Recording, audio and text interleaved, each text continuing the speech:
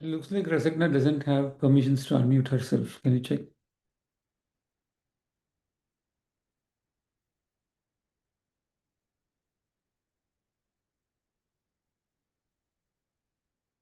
I'm checking.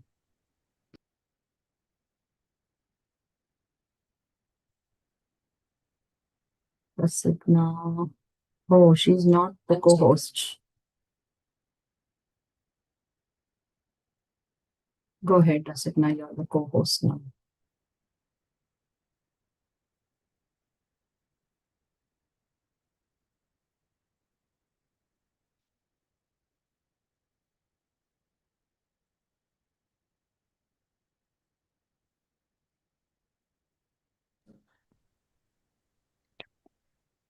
Srini, you're not able to also unmute, right?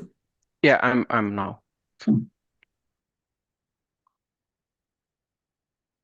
We can start in a minute, Prasigna. We're also live on YouTube, so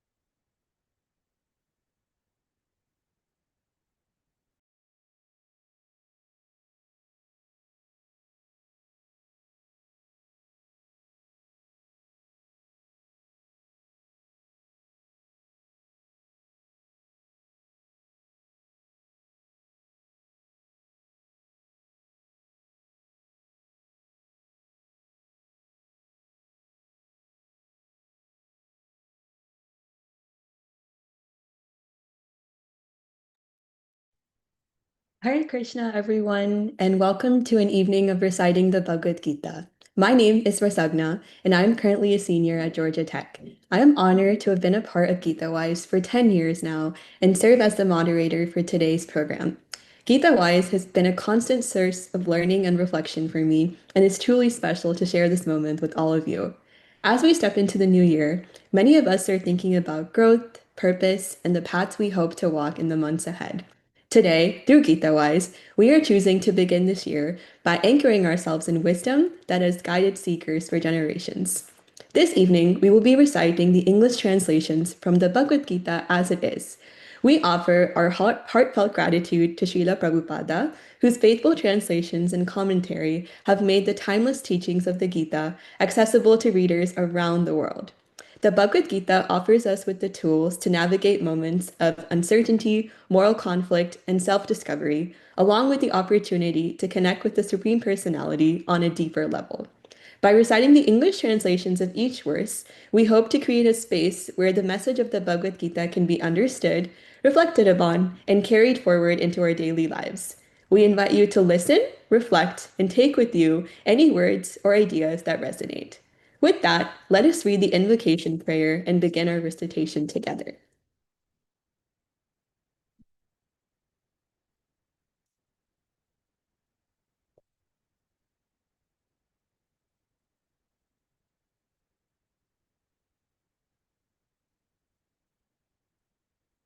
Krishnaya Vasudevaya Devaki Nandanaya Cha Nandagopa Kumaraya Govindaya Namo Namaha Nama Pankajanabhaya Nama Pankajamalini Nama Pankajanetraya Namaste Pankajangraye Om Agnanatimirandasya Nananjana Shalakaya Chakshurunmilitam Yena Tasmai Shri Gurave Namaha Shri Chaitanya Manobishtam Stapitam Yena Bhutale Swayam Rupa Kadamahayam Tadati Swapadantikam Vandeham Shri Guru Shri Yuta Padakamalam Shri Gurun Vaishnavamscha Shri Rupam Sagrajatam Sagana Raghunathanvitam Tam Sajivam Sadvaitam Savadutam Parijana Sahitam Krishna Chaitanya Devam Shri Radha Krishna Padan Sagana Lalita Shri Vishakanvitamscha He Krishna Karuna Sindhu Dinabandhu Jagatpate Gopesha Gopika Kanta Radha Kanta Namostute Tapta Kanchana Gaurangi Radhe Vrindavaneshwari Vrishabhanustate Devi Pranamami Haripriye Vanchakalpatarubhyascha Kripa Sindhubhya Eva Cha Patitanam Pavanebhyo Vaishnavebhyo Namo Namaha Shri Krishna Chaitanya Prabhu Nityananda Shri Advaita Gadadhara Shri Vasadi Gaura Bhakta Vrinda Hare Krishna Hare Krishna Krishna Krishna Hare Hare Hare Rama Hare Rama Rama Rama Hare Hare Hare Krishna Hare Krishna Krishna Krishna Hare Hare Hare Rama Hare Rama Rama Rama Hare Hare Hare Krishna Krishna Krishna Hare Hare Hare Rama Hare Rama Rama Rama Hare Hare.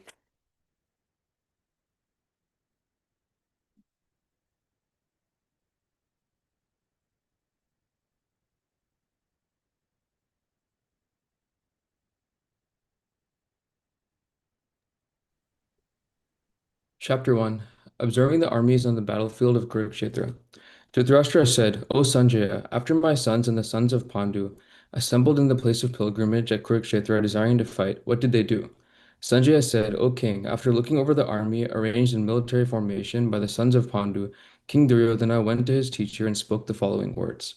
O my teacher, behold the great army of the sons of Pandu, so expertly arranged by your intelligent disciple, the son of Drupada. Here in this army are many heroic bowmen, equal in fighting to Bhima and Arjuna, great fighters like Yuyudhana, Virata, and Drupada. There are also great heroic, powerful fighters like Drishtaketu, Chekitana, Kasiraja, Purujit, Kuntiboja, and Saibya. There are the mighty Yudhamanyu, the very powerful Uttamoja, the son of Subhadra, and the sons of Draupadi. All these warriors are great chariot fighters. But for your information, O best of the Brahmanas, let me tell you about the captains who are especially qualified to lead my military force.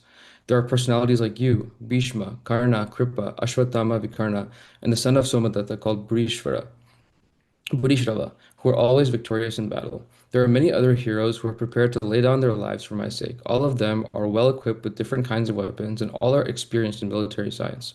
Our strength is immeasurable, and we are perfectly protected by grandfather Bhishma, whereas the strength of the Pandavas, carefully protected by Bhima, is limited. All of you must now give full support to Grandfather Bhishma as you stand at your respective strategic points of entrance into the phalanx of the army. Then Bhishma, the great valiant grandsire of the Kuru dynasty, the grandfather of the fighters, blew his conch shell very loudly, making a sound like the roar of a lion, giving Duryodhana joy. After that, the conch shells, drums, bugles, trumpets, and horns were all suddenly sounded, and the combined sound was tumultuous. On the other side, both Lord Krishna and Arjuna, stationed on a great chariot drawn by white horses, sounded their transcendental conch shells. Lord Krishna blew his conch shell called Panchajanya. Arjuna blew his Devadatta, and Bhima, the voracious eater and performer of Herculean tasks, blew his terrific conch shell called Bandara. King Yudhishthira, the son of Kunti, blew his conch shell, the Ananta Vijaya, and Nakula and Sahadeva blew the Sugosa and Manipushpaka. That great archer, the king of Kasi, the great fighter Shikandi, Drishtadyumna, Virata, the unconquerable Satyaki, Drupada, the sons of Draupadi, and others, O king, such as the mighty armed son of Subhadra, all blew their respective conch shells. The blowing of these different conch shells became uproarious, vibrating both in the sky and on the earth. It shattered the hearts of the sons of Dhritarashtra. At that time, Arjuna, the son of Pandu, seated in the chariot, bearing the flag marked with Hanuman, took up his bow and prepared to shoot his arrows. O king, after looking at the sons of Dhritarashtra drawn in military array, Arjuna then spoke to Lord Krishna these words. Arjuna said, O infallible one, please draw my chariot between the two armies so that I may see those present here who desire to fight and with whom I must contend in this great trial of arms. Let me see those who have come here to fight, wishing to please the evil-minded son of Dhritarashtra.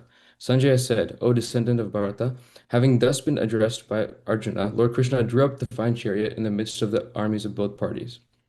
In the presence of Bhishma, Drona, and all the other chieftains of the world, the Lord said, Just behold, Partha, all the Kurus assembled here. There Arjuna could see, within the midst of the armies of both parties, his fathers, grandfathers, teachers, maternal uncles, brothers, sons, grandsons, friends, and also his fathers-in-law and well-wishers. When the son of Kunti, Arjuna, saw all these different grades of friends and relatives, he became overwhelmed with compassion and spoke thus. Arjuna said, My dear Krishna, seeing my friends and relatives present before me in such a fighting spirit, I feel the limbs of my body quivering and my mouth drying up. My whole body is trembling, my hair is standing on end, my bogandiva is slipping from my hand, and my skin is burning. I am now unable to stand here any longer. I am forgetting myself and my mind is reeling. I see only causes of misfortune, O Krishna, killer of the Keshi demon. I do not see how any good can come from killing my own kinsmen in this battle, nor can I, my dear Krishna, desire any subsequent victory, kingdom, or happiness. O Govinda, of what avail to us are a kingdom, happiness, or even life itself, when all of those for whom we may desire them are now arrayed on this battlefield?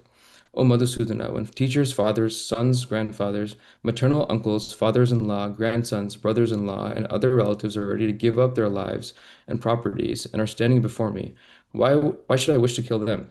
Even though they might otherwise wish to kill me. O maintainer of all living entities, I am not prepared to fight with them, even in exchange for the three worlds, let alone this earth.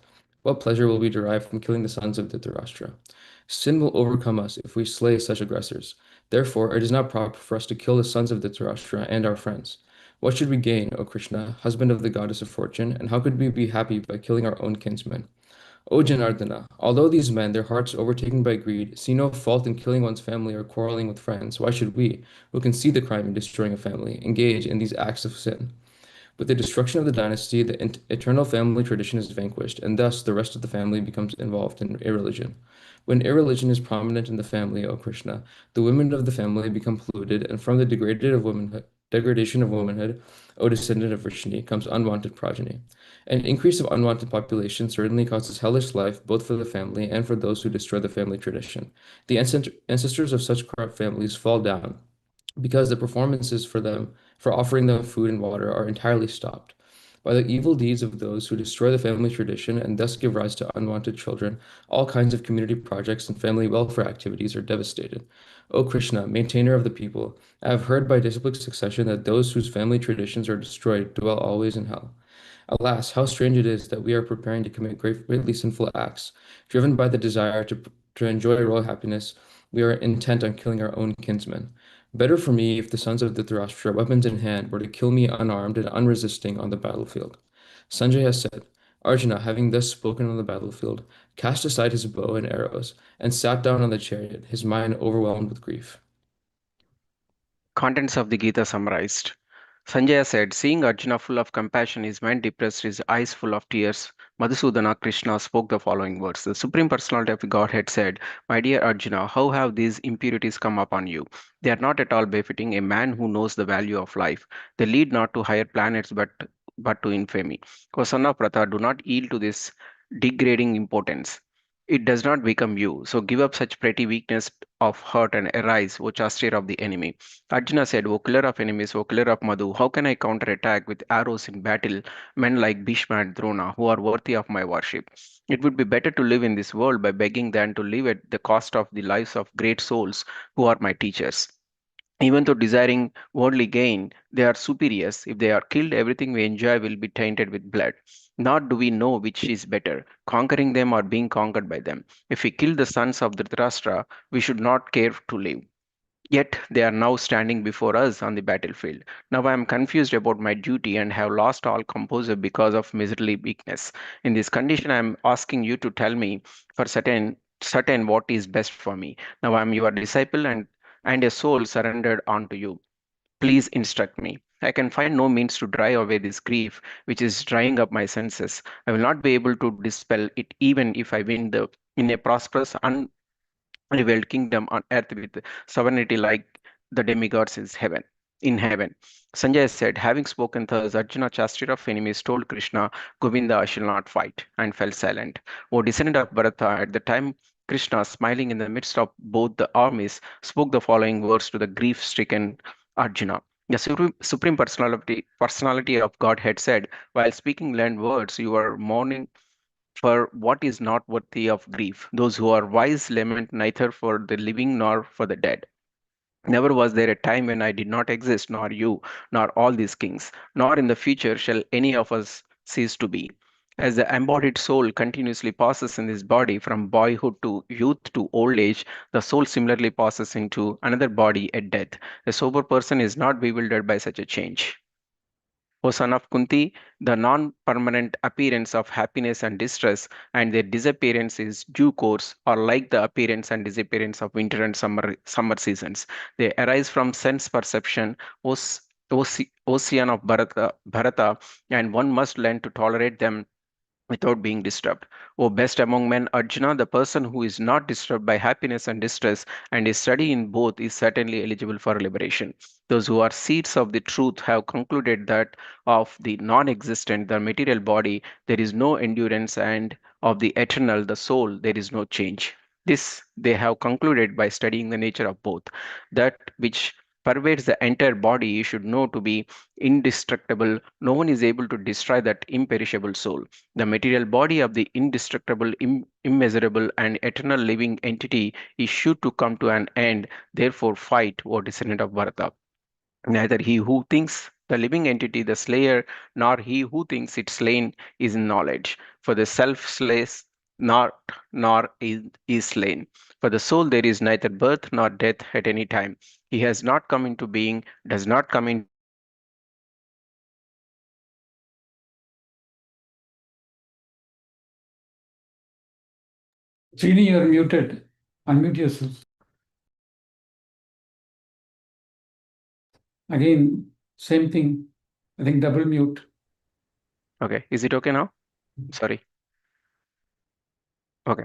So, for the soul, there is neither birth nor death at any time. He has not come into being, does not come into being, and will not come into being. He is unborn, eternal, ever existing, and primeval. He is not slain when the body is slain. O Partha, how come a person who knows that the soul is indestructible, eternal, unborn, and immutable kill anyone or cause anyone to kill? As a person puts on a new garments, giving up old ones, the soul similarly accepts new material bodies, giving up the old and useless ones. The soul can never be cut to pieces by any weapon, nor burned by fire, nor moistured by water, nor withered by the wind.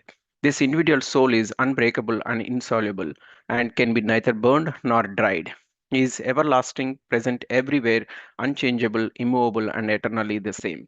It is said that the soul is invisible, inconceivable, and immutable. Knowing this, you should not grieve for the body. If, however, you think that the soul or symptoms of life will always be born and die forever, you still have no reason to lament, O mighty armed. One who has taken his birth is sure to die, and after death one is sure to take birth again. Therefore, in the unavoidable discharge of your duty, you should not lament. All created beings are unmanifest in their beginning, manifest in their interim state, and unmanifest again when annihilated. So, when need is there for so what need is there for lamentation? Some look on the soul as amazing, some describe him as amazing, some hear of him as amazing, while others, even after hearing about him, cannot understand him at all. O descendant of Bharata, he who dwells in the body can never be slain. Therefore, you need not grieve for any living being. Considering our specific duty as a Kshatriya, you should know that there is no better engagement for you than fighting on religious principles, and so there is no need for hesitation. O Partha, happy are the Kshatriyas to whom such fighting opportunities come unsought, opening for them to do, from the doors of heavenly planets. If, however, you do not perform your religious duty of fighting, then you will certainly incur sins for neglecting your duties and thus lose your reputation as a fighter. People will always speak of your infamy, and for a respectable person, dishonor is worse than death. The great generals who have highly esteemed your name and fame will think that you have left the battlefield out of fear only, and thus they will consider you insignificant. Your enemies will describe you in many unkind words and scorn your ability. What could be more painful for you? O son of Kunti, either you will be killed on the battlefield and attain the heavenly planets, or you will conquer and enjoy the earthly kingdom. Therefore, get up with determination and fight. Do thou fight for the sake of fighting, without considering happiness or distress, loss or gain, victory or defeat, and by so doing, you shall never incur sin. Thus far, I have described this knowledge to you through analytical study. Now listen as I explain it in terms of working without fruitive results. So, son of Partha, When you act in such knowledge, you can free yourself from the bondage of works. In these endeavors, there is no loss of diminution, and little advancement on this path can protect one from the most dangerous type of fear. Those who are on this path are resolute in purpose, and their aim is one. O beloved child of Kurus, the intelligence of those who are irresolute in many branched.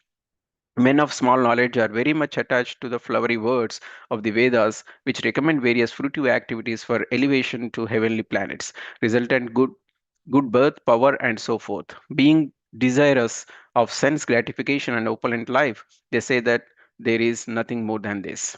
In the minds of those who are too attached to sense enjoyment and material opulence, and who are bewildered by such things, the resolute determination for devotional service to the Supreme Lord does not take place. The Vedas deal mainly with the subject of the three modes of material nature. O Arjuna, become transcendental to these three modes, be free from all dualities and from all anxieties for gain and safety, and be established in the self. All purpose served by a small well can at once be served by a great reservoir of water. Similarly, all the purpose of the Vedas can be served to one who knows the purpose behind them.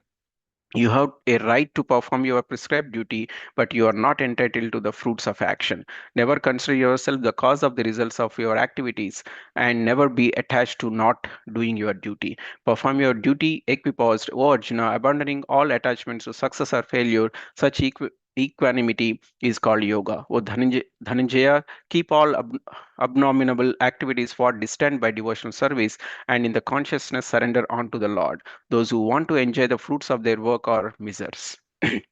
A man engaged in devotional service rids himself of both good and bad reactions even in this life.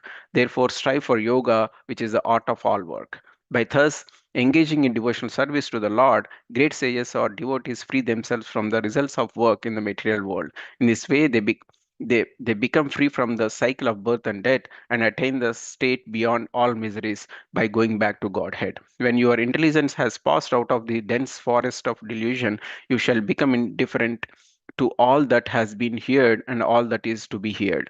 When your mind is no longer disturbed by the flowery language of the Vedas, and when it remains fixed in the trance of self realization, then you will have attained the divine consciousness. So Arjuna said, O Krishna, what are the symptoms of one whose consciousness is thus merged in transcendence? How does he speak, and what is his language? How does he sit, and how does he walk? The Supreme Personality of Godhead said, O Pratha, when a man gives up all varieties of desire for sense gratification which arise from mental concoction, and when his mind thus purified finds satisfaction in the self alone, then he is said to be in pure transcendental consciousness.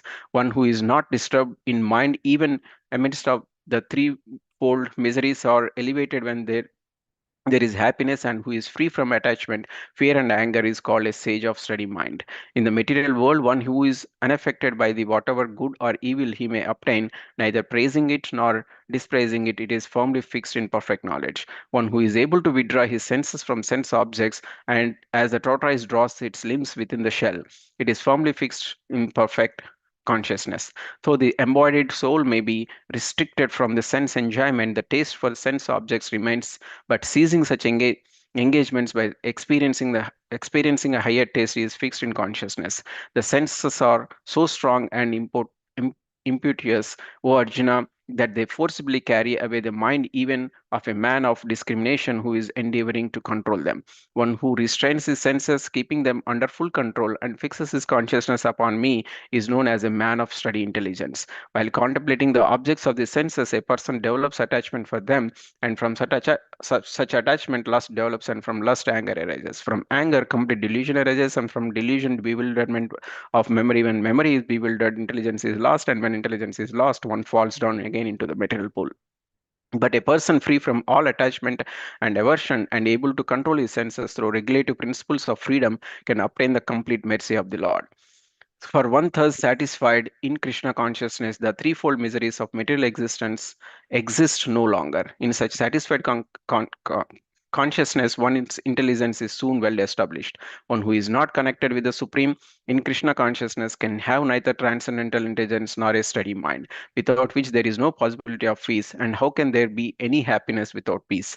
As a strong wind sweeps away a boat in the on the water, even one of the roaming senses on which the mind focuses can carry away man's intelligence. Therefore, O mighty armed one whose senses are restrained from their objects is certainly of steady intelligence. What is night for all beings is a time of awakening for the self control, and the time of awakening for all beings is night for the introspective sage. The person who is not disturbed by the incessant flow of desires that enter like rivers into the ocean, which is ever being filled but is always still, can alone achieve peace, and not the man who strives to satisfy such desires. A person who has given up all desires for sense gratification, who lives free from desires, who has given up all senses of proprietorship and is devoid of false ego, he alone can attain real peace. That is the way of spiritual and godly life, after attaining which a man is not bewildered. If one is thus situated, even at the hour of death, one can enter into the kingdom of the God. Chapter 3 Karma Yoga. Arjuna said, O Janardana, O Keshava, why do you want to engage me in this ghastly warfare if you think that intelligence is better than fruit of work? My intelligence is bewildered by your equivocal instructions. Therefore, please tell me decisively which will be most beneficial for me. The Supreme Personality of Godhead said, O sinless Arjuna, I have already explained that there are two classes of men who try to realize the self. Some are inclined to understand it by empirical, philosophical speculation, and others by devotional service. Not by merely abstaining from work can one achieve freedom from reaction, nor by renunciation alone can one achieve perfection. Everyone is forced to act helplessly according to the qualities he has acquired from the modes of material nature. Therefore, no one can refrain from doing something, not even for a moment. One who restrains the senses of action, but whose mind dwells on sense objects, certainly deludes himself and is called a pretender. On the other hand, if a sincere person tries to control the active senses by the mind and begins karma yoga without attachment, he is by far superior. Perform your prescribed duty, for doing so is better than not working. One cannot even maintain one's physical body without work. Work done as a sacrifice for Vishnu has to be performed. Otherwise, work causes bondage in this material world. Therefore, O son of Kunti, perform your prescribed duties for his satisfaction. In that way, you will always remain free from bondage. In the beginning of creation, the Lord of all creatures set forth generations of men and demigods, along with sacrifices for Vishnu, and blessed them by saying, Be thou happy by this yagna, because its performance will bestow upon you everything desirable for living happily and achieving liberation. The demigods, being pleased by sacrifices, will also please you, and thus, by a cooperation between men and demigods, prosperity will reign for all. In charge of the various necessities of life, the demigods, being satisfied by the performance of yagna, will supply all necessities to you. But he who enjoys such gifts without offering them to the demigods in return is certainly a thief. The devotees of the Lord are released from all kinds of sins because they eat food which is offered first for sacrifice. Others who prepare food for personal sense enjoyment verily only eat sin. All living bodies subsist on food grains, which are produced from rains. Rains are produced by performance of yagna, and yagna is born of prescribed duties. Regulated activities are prescribed in the Vedas, and the Vedas are directly manifested of the Supreme Personality of Godhead. Consequently, the all-pervading transcendence is eternally situated in the acts of sacrifice. My dear Arjuna, one who does not follow in human life the cycle of sacrifice thus established by the Vedas certainly leads a life full of sin. Living only for the satisfaction of the senses, such a person lives in vain. But for one who takes pleasure in the self, whose human life is one of self-realization, and who is satisfied in the self only, fully satiated, for him there is no duty. A self-realized man has no purpose to fulfill in the discharge of his prescribed duties, nor has he any reason not to perform such work, nor has he any need to depend on any other living being. Therefore, without being attached to the fruits of activities, one should act as a mere matter as a matter of duty, for by working without attachment, one attains the supreme. Kings such as Janaka attained perfection solely by performance of prescribed duties. Therefore, just for the sake of educating the people in the general, you should perform your work. Whatever action a great man performs, common men follow, and whatever standards he sets by exemplary acts, all the world pursues. O son of Pritha, there is no work prescribed for me within all the three planetary systems, nor am I in want of anything, nor have I a need to obtain anything, and yet I'm engaged in prescribed duties. For if I ever fail to engage in carefully performing prescribed duties, O Partha, certainly all men would follow my path. If I did not perform prescribed duties, all these worlds would be put to ruination, and I would be the cause of creating unwanted population, and I would thereby destroy the peace of all living beings. As the ignorant perform their duties with attachment to the results, the learned may similarly act, but without attachment for the sake of leading people on the right path. So as not to disrupt the minds of ignorant men attached to the fruit of results of prescribed duties, a learned person should not induce them to stop work.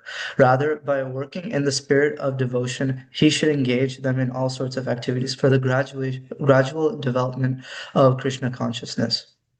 The spirit soul, bewildered by the influence of false ego, thinks himself the doer of activities that are in actuality carried out by the three modes of material nature.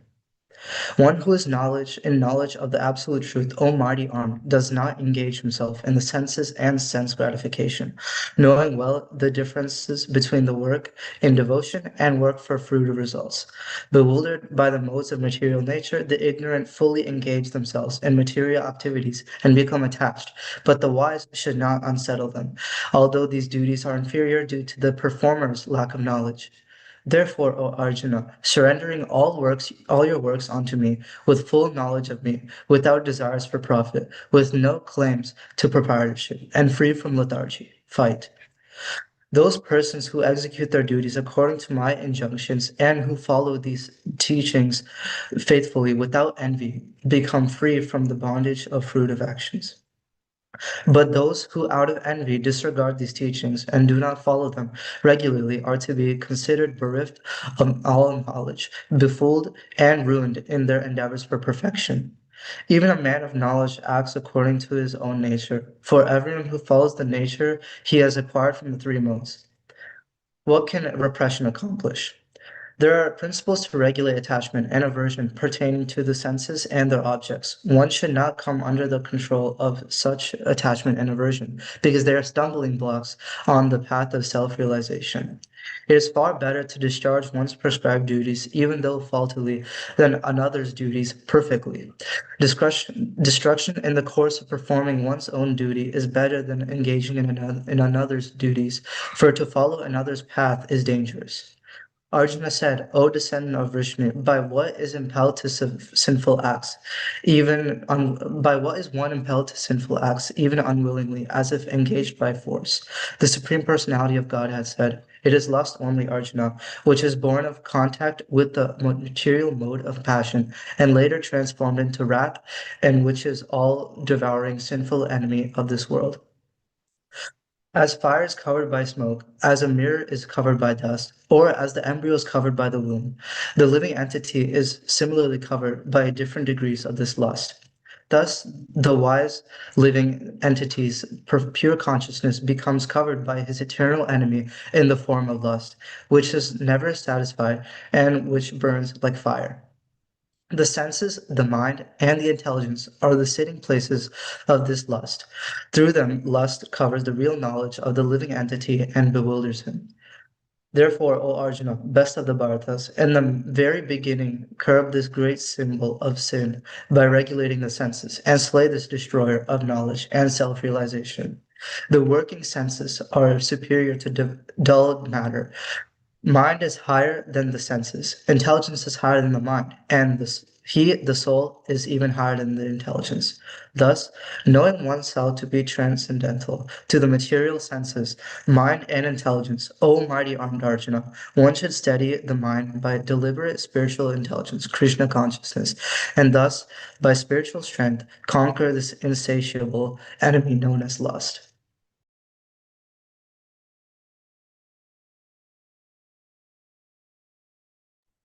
Chapter 4, Transcendental Knowledge. The personality of Godhead, Lord Krishna said, I instructed this imperishable science of yoga to sun god Vivaswan, and Vivaswan instructed it to Manu, the father of mankind, and Manu in turn instructed it to Ikshvaku.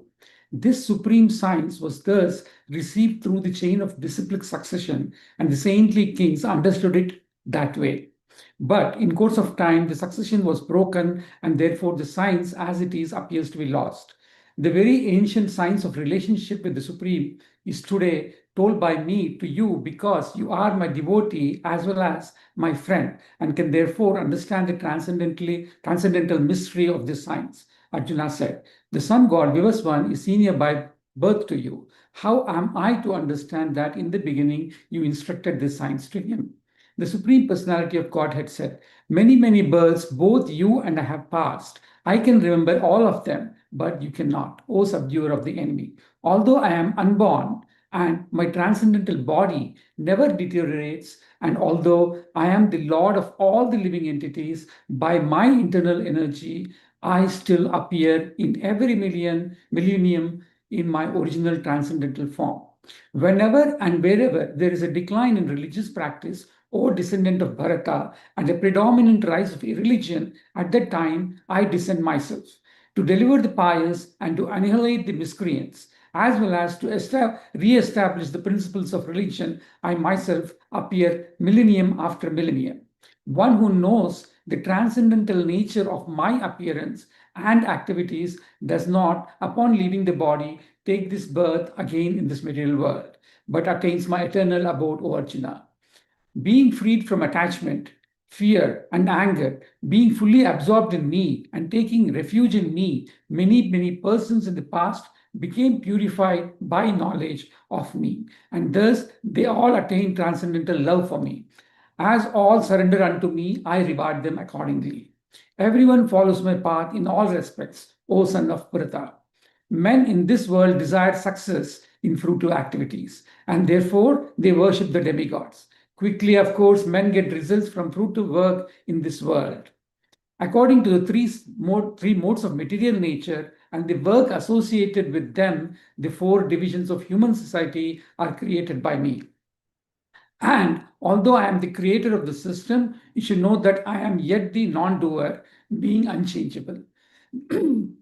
Excuse me. There's no work that affects me, nor do I aspire for the fruits of action. One who understands this truth about me also does not become entangled in the fruitive reactions of work. All the liberated souls in ancient times acted with this understanding of my transcendental nature. Therefore, you should perform your duty following in their footsteps. Even the intelligent are bewildered in determining what is action and what is inaction. Now I shall explain to you what action is, knowing which you shall be liberated from all misfortune. The intricacies of action are very hard to understand. Therefore, one should know properly what action is, what forbidden action is, what inaction is. One who sees inaction in action and action in inaction is intelligent among men, and he is in the transcendental position, although engaged in all sorts of activities. One is understood to be in full knowledge, whose every endeavor is devoid of desire for sense gratification. He is said by sages to be a worker for whom the reactions of work have been burned by the fire of perfect knowledge. Abandoning all attachment to the results of his activities, ever satisfied and independent, he performs no fruitive action, although engaged in all kinds of undertakings. Such a man of understanding acts with mind and intelligence perfectly controlled. gives up all senses of proprietorship over his possessions, and acts only for the bare necessities of life. Thus working, he is not affected by sinful reactions. He who is satisfied with grains, he who is satisfied with gain, which comes of its own accord, who is free from duality and does not envy, who is steady in both success and failure, is never entangled, although performing actions. The work of a man who is unattached to the modes of material nature and who is fully situated in transcendental knowledge merges entirely into transcendence. A person who is fully absorbed in Krishna consciousness is sure to attain the spiritual kingdom because of his full contribution to spiritual activities, in which the consummation is absolute and that which is offered is of the same spiritual nature. Some yogis perfectly worship the demigods by offering different sacrifices to them, and some other sacrifices in the fire of the Supreme Brahman. Some, the unadulterated brahmacharis, sacrifice the hearing process and the senses in the fire of mental control, and others, the regulated householders, sacrifice the objects of senses in the fire of the senses.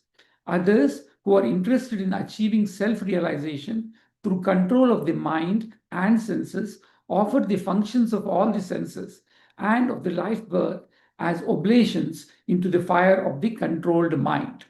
Having accepted strict vows, some become enlightened by sacrificing their possessions, and others by performing severe austerities, by practicing the yoga of eightfold mysticism, or by studying the Vedas to advance in transcendental knowledge. Still others, who are inclined to the process of breath restraint to remain in trance, practice by offering the movement of outgoing breath into the incoming and the incoming breath into the outgoing, and thus at last remain in trance, stopping all breathing. All others, curtailing the eating process, offer the outgoing breath into itself as a sacrifice. All these performers who know the meaning of sacrifice become cleansed of sinful reactions, and having tasted the nectar of the results of sacrifices, they advance towards the supreme eternal atmosphere. O best of the Kuru dynasty, without sacrifice, one can never live happily on this planet or in this life, whatever then of the next. All these different types of sacrifices are approved by the Vedas, and all of them are born of different types of work. Knowing them as such, you will become liberated.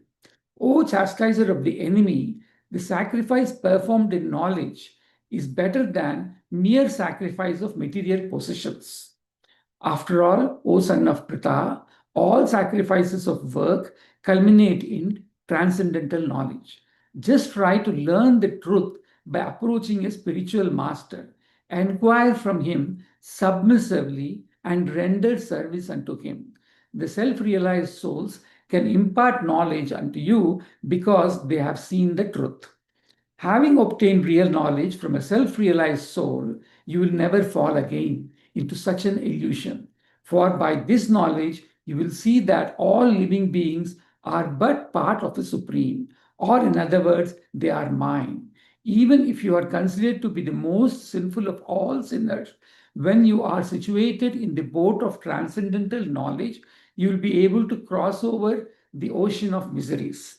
As a blazing fire turns firewood to ashes, O Arjuna, so does the fire of knowledge burns to ashes all reactions to material activities. In this world, there is nothing so sublime and pure as transcendental knowledge. Such knowledge is the mature fruit of all mysticism, and one who has become accomplished in the practice of devotional service enjoys this knowledge within himself in due course of time. O faithful man, a faithful man who is dedicated to transcendental knowledge and who subdues his senses is eligible to achieve such knowledge, and having achieved it, he quickly attains supreme spiritual peace. But ignorant and faithless persons who doubt the revealed scriptures do not attain God consciousness. They fall down. For the doubting soul, there is happiness neither in this world nor in the next. One who acts in devotional service, renouncing the fruits of his actions, and whose doubts have been destroyed by transcendental knowledge, is situated factually in the self. Thus, he is not bound by the reactions of work, O conqueror of the riches. Therefore, the doubts which have arisen in your heart of ignorance should be slashed by the weapon of knowledge. Armed with yoga, O Bharata, stand and fight. Right. Chapter 5, Karma Yoga, Action in Krishna Consciousness. Arjuna said, O Krishna, first of all, you ask me to renounce work, and then again you recommend work with devotion. Now will you kindly tell me definitely which of the two is more beneficial? The personality of Godhead replied, the renunciation of work and work in devotion are both good for liberation, but of the two, work in devotional service is better than renunciation of work. One who neither hates nor desires the fruits of his activities is known to be always renounced. Such a person, free from all dualities, easily overcomes material bondage, is completely liberated, O mighty armed Arjuna. Only the ignorant speak of devotional service, karma yoga, as being different from the analytical study of the material world, Sankhya. Those who are actually learned say that he who applies himself well to one of these paths achieves the results of both. One who knows that the position reached by means of analytical study can also be attained by devotional service, and who therefore sees analytical study and devotional service to be on the same level, sees things as they are. Merely renouncing all activities, yet not engaging in the devotional service of the Lord, cannot make one happy. But a thoughtful person engaged in devotional service can achieve the supreme without delay. One who works in devotion, who is a pure soul and who controls his mind and senses, is dear to everyone, and everyone is dear to him. Though always working, such a man is never entangled. A person in the divine consciousness, although engaged in seeing, hearing, touching, smelling, eating, moving about, sleeping, and breathing, always knows within himself that he actually does nothing at all, because while speaking, evacuating, receiving, or opening or closing his eyes, he always knows that only the material senses are engaged with their objects and that he is aloof from them. One who performs his duty without attachment, surrendering the result onto the Supreme Lord, is unaffected by sinful action, as the lotus leaf is untouched by water. The yogis, abandoning attachment, act with body, mind, intelligence, and even with the senses only for the purpose of purification. The steadily devoted soul attains unadulterated peace because he offers the results of all activities to me, whereas a person who is not in union with the divine, who is greedy for the fruits of his labor, becomes entangled. When the embodied living being controls his nature and mentally renounces all actions, he resides happily in the city of 9 gates, the material body, neither working nor causing work to be done. The embodied spirit, master of the city of his body, does not create activities, nor does he induce people to act, nor does he create the fruits of actions. All this is enacted by the modes of material nature. Nor does the Supreme Lord assume anyone's sinful or pious activities. Embodied beings, however, are bewildered because of the ignorance which covers their real knowledge. When, however, one is enlightened with the knowledge by which science is destroyed, then his knowledge reveals everything as the sun lights up everything in the daytime. When one's intelligence, mind, faith, and refuge are all fixed in the Supreme, then one becomes fully cleansed of misgivings through complete knowledge and thus proceeds straight on the path of liberation. The humble sages, by virtue of true knowledge, see with equal vision a learned and gentle Brahmana, a cow, an elephant, a dog, and a dog-eater outcast. Those whose minds are established in sameness and equanimity have already conquered the conditions of birth and death. They are flawless like Brahman, and thus they are already situated in Brahman. A person who neither rejoices upon achieving something pleasant nor laments upon obtaining something unpleasant, who is self-intelligent, who is unbewildered, and who knows the science of God is already situated in transcendence. Such a liberated person is not attracted to material sense pleasure, but is always in trance, enjoying the pleasure within. In this way, the self-realized person enjoys unlimited happiness, for he concentrates on the Supreme. An intelligent person does not take part in the sources of misery, which are due to contact with the material senses. O son of Kunti, such pleasures have a beginning and an end, and so the wise man does not delight in them. Before giving up this present body, if one is able to tolerate the urges of the material senses and check the force of desire and anger, he is well situated and is happy in this world. One whose happiness is within, who is active and rejoices within, and whose aim is inward and is actually the perfect mystic. He is liberated in the Supreme, and ultimately he attains the Supreme. Those who are beyond the dualities that arise from doubts, whose minds are engaged within, who are always busy working for the welfare of all living beings, and who are free from all sins, achieve liberation in the Supreme. Those who are free from anger and all material desires, who are self-realized, self-disciplined, and constantly endeavoring for perfection, are assured of liberation in the Supreme in the very near future. Shutting out all external sense objects, keeping the eyes and vision concentrated between the two eyebrows, suspending the inward and outward breaths within the nostrils, and thus controlling the mind, senses, and intelligence, the transcendentalist aiming at liberation becomes free from desire, fear, and anger. One who is always in this state is certainly liberated. A person in full consciousness of me, knowing me to be the ultimate beneficiary of all sacrifices and austerities, the supreme lord of all planets and demigods, and the benefactor and well-wisher of all living entities, attains peace from the pangs of material miseries.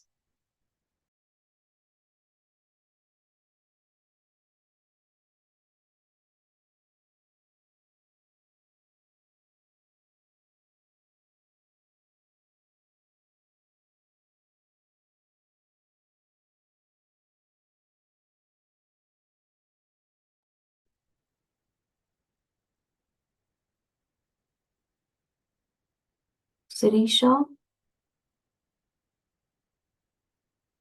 Don't see her here. Sirisha, you're here. Okay, I'm going to make you co-host. Go ahead, Sirisha. Sorry, I was on mute. Chapter 6, Dhyana Yoga.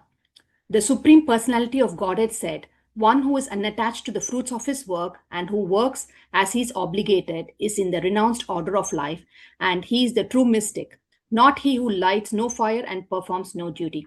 What is called renunciation, you should know to be the same as yoga or linking oneself with the Supreme. O son of Pandu, for one can never become a yogi unless he renounces the desire for sense gratification.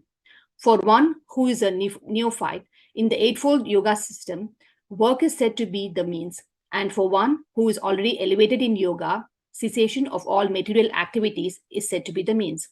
A person is said to be elevated in yoga when, having renounced all material desires, he neither acts for sense gratification nor engages in fruitive activities.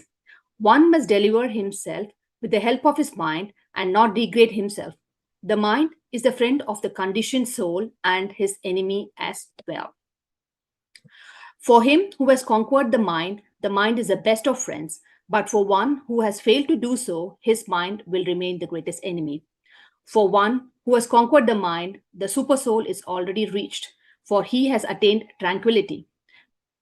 Such a man, happiness and heat and cold, honor and dishonor are all the same.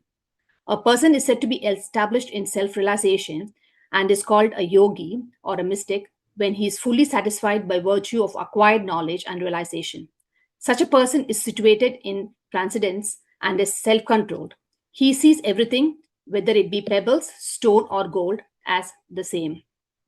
A person is considered still further advanced when he regards honest well-wishers, affectionate benefactors, the neutral mediators, the envious friends and enemies, the pious and the sinners, all with equal mind. A transcendentalist should always engage his body, mind, and self in relationship with the Supreme. He should live alone in a secluded place and should always carefully control his mind. He should be free from desires and feelings of possessiveness. To practice yoga, one should go to a secluded place and should lay kusai grass on the ground and then cover it with deerskin and a soft cloth. The seat should be neither too high nor too low and should be situated in a sacred place. The yogi should then sit on it very firmly and practice yoga to purify the heart by controlling his mind, senses, and activities and fixing the mind on one point. One should hold one's body, neck, and head erect in a straight line and stare steadily at the tip of the nose. Thus, with an unagitated, subdued mind, devoid of fear, completely free from sex life, one should meditate upon me within the heart and make me the ultimate goal of life. Thus, practicing constant control of the body, mind, and activities, the mystic transcendentalist, his mind regulated, attains to the kingdom of God or the abode of Krishna by cessation of material existence. There is no possibility of one's becoming a yoga. O Arjuna, if one eats too much or eats too little, sleeps too much or does not sleep enough. He who is regulated in his habits of eating, sleeping, recreation, and work can mitigate all material pains by practicing the yoga system. When the yogi, by practice of yoga, disciplines his mental activities and becomes situated in transcendence, devoid of all material desires, he is said to be well established in yoga. As a lamp in the windless place does not waver, so the transcendentalist, whose mind is controlled, remains always steady in his meditation on the transcendent self. In the stage of perfection, called trance or samadhi, one's mind is completely restrained from material mental activities by practice of yoga. This perfection is characterized by one's ability to see the self by the pure mind and to relish and rejoice in the self. In that joyous state, one is situated in boundless transcendental happiness, realized through transcendental senses. Established thus, one never departs from the truth, and upon gaining this, he thinks there is no greater gain. Being situated in such a position, one is never shaken, even in the midst of greatest difficulties. This indeed is actual freedom from all miseries arising from material contact. One should engage oneself in the practice of yoga with determination and faith and not be diverted from the path. One should abandon, with exception, all material desires born of mental speculation and thus control all the senses on all sides by the mind. Gradually, step by step, one should become situated in trance by means of intelligence sustained by full conviction, and thus the mind should be fixed on the self alone and should think of nothing else. From whenever the mind wanders due to its flickering and unsteady nature, one must certainly withdraw it and bring it back under the control of the self. The yogi whose mind is fixed on me verily attains the highest perfection of transcendental happiness. He is beyond the mode of passion. He realizes his qualitative identity with the Supreme, and thus he is freed from all reactions to past deeds. Thus, the self-controlled yogi, constantly engaged in yoga practice, becomes free from all material contamination and achieves the highest stage of perfect happiness in transcendental loving self to the Lord. A true yogi observes me in all beings and also sees every being in me. Indeed, the self-realized person sees me, the same Supreme Lord, everywhere. For one who sees me everywhere and sees everything in me, I am never lost, nor he is ever lost to me. Such a yogi who engages in the worshipful service of the Supersoul, knowing that I and the Supersoul are one, remains always in me in all circumstances. He is a perfect yogi who, by comparison to his own self, sees the true equality of all beings in both their happiness and their distress, O Arjuna. Arjuna said, O Madhusudana, the system of yoga which you have summarized appears impractical and unendurable to me, for the mind is restless and unsteady. The mind is restless, turbulent, obstinate, and very strong, O Krishna, and to subdue it, I think, is more difficult than controlling the wind. Lord Sri Krishna said, O mighty armed son of Kunti, it's undoubtedly very difficult to curb the restless mind, but it is possible by suitable practice and by detachment. For one whose mind is unbridled, self-realization is difficult work. But he whose mind is controlled and who strives by appropriate means is assured of success. That is my opinion. Arjuna said, O Krishna, what is the destination of the unsuccessful transcendentalist? who in the beginning takes to the process of self-realization with faith, but who later descends due to the worldly mindedness and thus does not attain perfection in mysticism. O mighty armed Krishna, does not such a man who is bewildered from the path of transcendence fall away from both spiritual and material success and perish like a ruined cloud with no position in any sphere?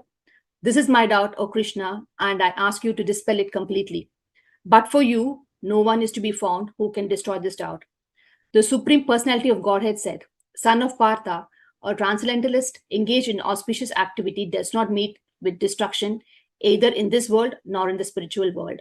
One who does good, my friend, is never overcome by evil. The unsuccessful yogi, after many, many years of enjoyment on the planets of pious living entities, is born into a family of righteous people or into a family of rich aristocracy. Or, if unsuccessful after long practice of yoga, he takes his birth in the family of transcendentalists who are surely great in wisdom. Certainly, such a birth is rare in this world. On taking such a birth, he revives the divine consciousness of his previous life and he again tries to make further progress in order to achieve complete success, O son of Kuru. By virtue of the divine consciousness of his previous life, he automatically becomes attracted to the yogic principles, even without seeking them. Such an inquisitive transcendentalist stands always above the ritualistic principles of the sculptures. And when the yogi engages himself with sincere endeavor in making further progress, being washed of all contaminations, then ultimately achieving perfection after many, many births of practice, he attains the supreme goal. A yogi is greater than an ascetic, greater than the emperorist, and greater than the fruitive worker. Therefore, O Arjuna, in all circumstances, be a yogi. And of all yogis, the one with great faith who always abides in me, thinks of me within himself, and renders transcendental loving service to me, he is the most intimately united with me in yoga and is the highest of all. That is my opinion.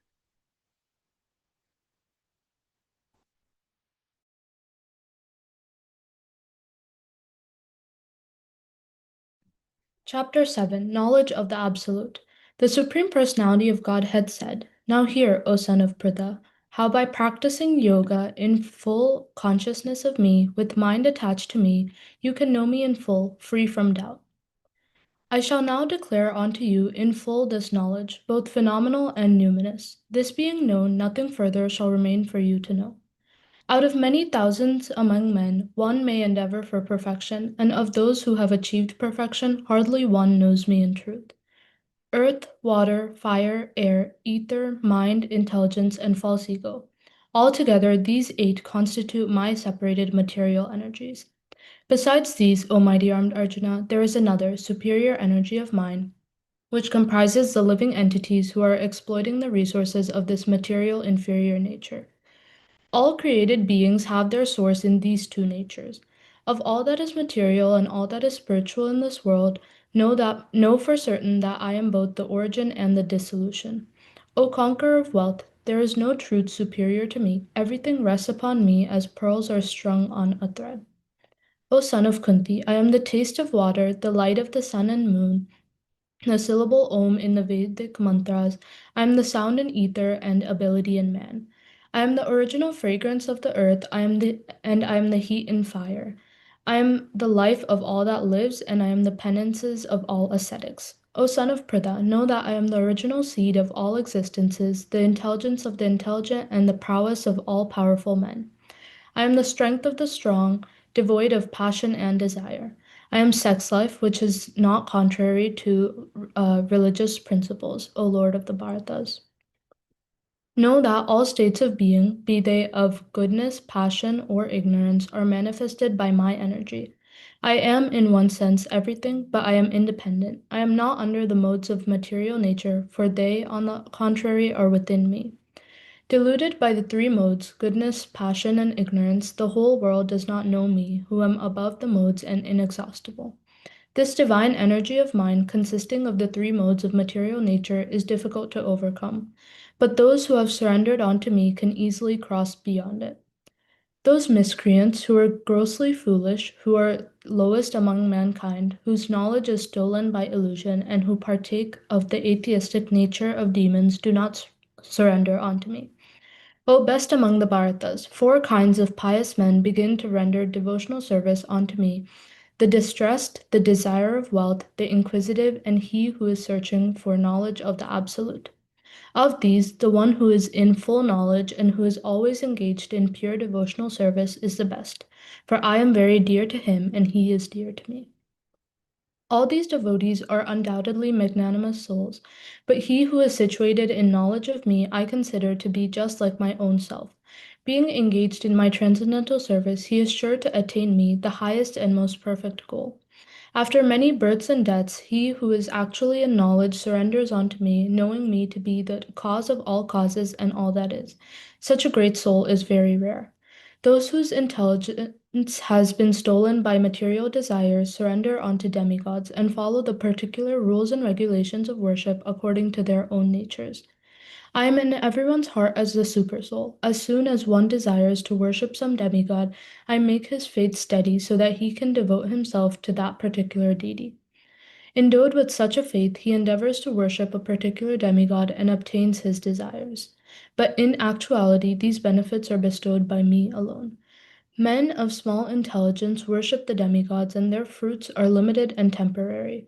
Those who worship the demigods go to the planets of the demigods, but my devotees ultimately reach my supreme planet. Unintelligent men who do not know me perfectly think that I, the Supreme Personality of Godhead, Krishna, was impersonal before and have now assumed this personality. Due to their small knowledge, they do not know my higher nature, which is imperishable and supreme. I am never manifest to the foolish and unintelligent. For them I am covered by my internal potency, and therefore they do not know that I am unborn and infallible. O Arjuna, as the Supreme Personality of Godhead, I know everything that has happened in the past, all that is happening in the present, and all things that are yet to come. I also know all living entities, but me no one knows.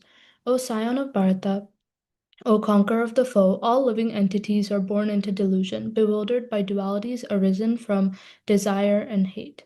Persons who have acted piously in previous lives and in this life, and whose sinful actions are completely eradicated, are freed from the dualities of delusion, and they engage themselves in my service with determination. Intelligent persons who are endeavoring for liberation from old age and death take refuge in me in devotional service. They are actually Brahman because they entirely know everything about transcendental activities. Those in full consciousness of me, who know me, the Supreme Lord, to be the governing principle of the material manifestation of the demigods and of all methods of sacrifice, can understand and know me, the Supreme Personality of Godhead, even at the time of death. Chapter 8 Attaining the Supreme. Arjuna inquired, O my Lord, O Supreme Person, what is Brahman? What is the Self? What are fruit of activities? What is this material manifestation? And what are the demigods? Please explain this to me. Who is the Lord of sacrifice, and how does he live in the body, O Madhusudana? And how can those engaged in devotional service know you at the time of death? The Supreme Personality of Godhead said, the indestructible, transcendental living entity is called Brahman, and his eternal nature is called Adhyatma, the Self. Action pertaining to the development of the material bodies of the living entities is called karma, or fruit of activities. O best of the embodied beings, the physical nature, which is constantly changing, is called Adibhuta, the material manifestation. The universal form of the Lord, which includes all the demigods, like those of the sun and moon, is called Adideva. And I, the Supreme Lord, represented as the Supersoul in the heart of every embodied being, am called Adiyagna, the Lord of Sacrifice. And whoever, at the end of his life, quits his body remembering me alone, at once attains my nature. Of this there is no doubt. Whatever state of being one remembers when he quits his body, O son of Kunti, that state he will attain without fail. Therefore, Arjuna, you should always think of me in the form of Krishna, and at the same time, carry out your prescribed duty of fighting. With your activities dedicated to me and your mind and intelligence fixed on me, you will attain me without doubt. He who meditates on me as the Supreme Personality of Godhead, his mind constantly engaged in remembering me, undeviated from the path, he, O Partha, is sure to reach me. One should meditate upon the Supreme Person as the one who knows everything, as he who is the oldest, who is the controller, who is smaller than the smallest, who is the maintainer of everything, who is beyond all material conception, who is inconceivable, and who is always a person. He is luminous like the sun, and he is transcendental, beyond this material nature. One who, at the time of death, fixes his life air between the eyebrows and, by the strength of yoga, with an undeviating mind, engages himself in remembering the Supreme Lord in full devotion, will certainly attain to the Supreme Personality of Godhead. Persons who are learned in the Vedas, who utter Omkara, who are great sages in the renounced order, enter into Brahman. Desiring such perfection, one practices celibacy. I shall now briefly explain to you this process by which one may attain salvation. The yogic situation is that of detachment from all sensual engagements, closing all the doors of the senses and fixing the mind on the heart and the life air at the top of the head. One establishes himself in yoga. After being situated in this yoga practice and vibrating the sacred syllable Om, the supreme combination of letters, if one thinks of the Supreme Personality of Godhead and quits his body, he will certainly reach the spiritual planets. For one who always remembers me without deviation, I am easy to obtain, O son of Pritha, because of his constant engagement in devotional service. After attaining me, the great souls who are yogis in devotion never return to this temporary world, which is full of miseries, because they have attained the highest perfection. From the highest planet in the material world down to the lowest, all are places of misery, wherein repeated birth and death take place. But one who attains to my abode, O son of Kunti, never takes birth again. By human calculation, 1,000 ages taken together form the duration of Brahma's one day, and such also is the duration of his night. At the beginning of Brahma's day, all living entities become manifest from the unmanifest state, and thereafter, when the night falls, they are merged into the unmanifest again. Again and again, when Brahma's day arrives, all living entities come into being, and with the arrival of Brahma's night, they are helplessly annihilated. Yet there is another unmanifest nature, which is eternal and transcendental to this manifested and unmanifested matter. It is supreme and is never annihilated. When all in this world is annihilated, that part remains as it is. That which the Vedantists describe as unmanifest and infallible, that which is known as the supreme destination, that place from which, having attained it, one never returns, that is my supreme abode. The Supreme Personality of Godhead, who is greater than all, is attainable by unalloyed devotion. Although he is present in his abode, he is all-pervading, and everything is situated within him. O best of the Bharatas, I shall now explain to you the different times at which, passing away from this world, the yogi does or does not come back. Those who know the Supreme Brahman attain that Supreme by passing away from the world during the influence of the fiery god, in the light, at an auspicious moment of the day, during the fortnight of the waxing moon, or during the 6 months when the sun travels in the north. The mystic who passes away from this world during the smoke, the night, the fortnight of the waning moon, or the 6 months when the sun passes to the south, reaches the moon planet but again comes back. According to Vedic opinion, there are 2 ways of passing from this world, one in light and one in darkness. When one passes in light, he does not come back, but when one passes in darkness, he returns. Although the devotees know these 2 paths, O Arjuna, they are never bewildered. Therefore, be always fixed in devotion. A person who accepts the path of devotional service is not bereft of the results derived from studying the Vedas, performing sacrifices, undergoing austerities, giving charity, or pursuing philosophical and fruitive activities. Simply by performing devotional service, he attains all these, and at the end he reaches the supreme eternal abode. The most confidential knowledge. The Supreme Personality of Godhead said, My dear Arjuna, because you are never envious of me, I shall impart to you this most confidential knowledge and realization, knowing which you shall be relieved of the miseries of material existence. This knowledge is the king of education, the most secret of all the secrets. It is the purest knowledge, and because it gives direct perception of the self by realization, it is a perfection of religion. It is everlasting and it is joyfully performed. Those who are not faithful in this devotional service cannot attain me, O conqueror of enemies. Therefore, they return to the path of birth and death in this material world. By me, in my unmanifested form, this entire universe is pervaded. All beings are in me, but I am not in them. And yet, everything that is created does not rest in me. Behold my mystic opulence. Although I am the maintainer of all the living entities, and although I'm everywhere, I'm not a part of this cosmic manifestation. For myself is the very source of creation. Understand that as the mighty wind blowing everywhere rests always in the sky, all created beings rest in me. O son of Kunti, at the end of millennium, all the material manifestations enter into my nature, and at the beginning of another millennium, by my potency, I create them again.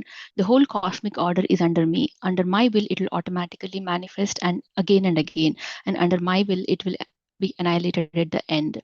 O Dhananjaya, all this work cannot bind me. I am ever detached from all these material activities, seated as though neutral. This material nature, which is one of my energies, is working under my direction. O son of Kunti, producing all moving and non moving beings. Under its rule, this manifestation is created and annihilated again and again. Fools deride me when I descend in the human form. They do not know my transcendental nature as the supreme lord of all that be. Those who are thus bewildered or attracted by demonic and atheistic views. In that deluded condition, their hopes for liberation, their fruitive activities, and their cultivation of knowledge are all defeated. O son of Pratha, those who are not deluded, the great souls, are under the protection of divine nature. They are fully engaged in devotional service because they know me as a supreme personality of Godhead, original and inexhaustible. Always chanting my glories, endeavoring with great determination, bowing down before me, these great souls perpetually worship me with devotion. Others who engage in sacrifice with the cultivation of knowledge worship the Supreme Lord as the one without a second, as diverse in many and in the universal form. But it is I who am the ritual, I the sacrifice, the offering to the ancestors, the healing herb, the transcendental chant. I am the butter and the fire and the offering. I am the father of this universe, the mother, the support, and the grandsire. I am the object of knowledge, the purifier, and the syllable Om. I am also the Rig, the Sama, and the Yajurvedas. I am the goal, the sustainer, the master, the witness, the abode, the refuge, and the most dear friend. I am the creation and the annihilation, the basis of everything, the resting place, and the eternal seed. O Arjuna, I give heat and I withhold and send forth the rain. I am immortality and I am also death personified. Both spirit and matter are in me. Those who study the Vedas and drink the Soma juice, seeking the heavenly planets, worship me indirectly. Purified of sinful reaction, they take birth on the pious heavenly planets of Indra, where they enjoy godly delights. When they have thus enjoyed vast heavenly sense pleasure and the results of their pious activities are exhausted, they return to this mortal planet again.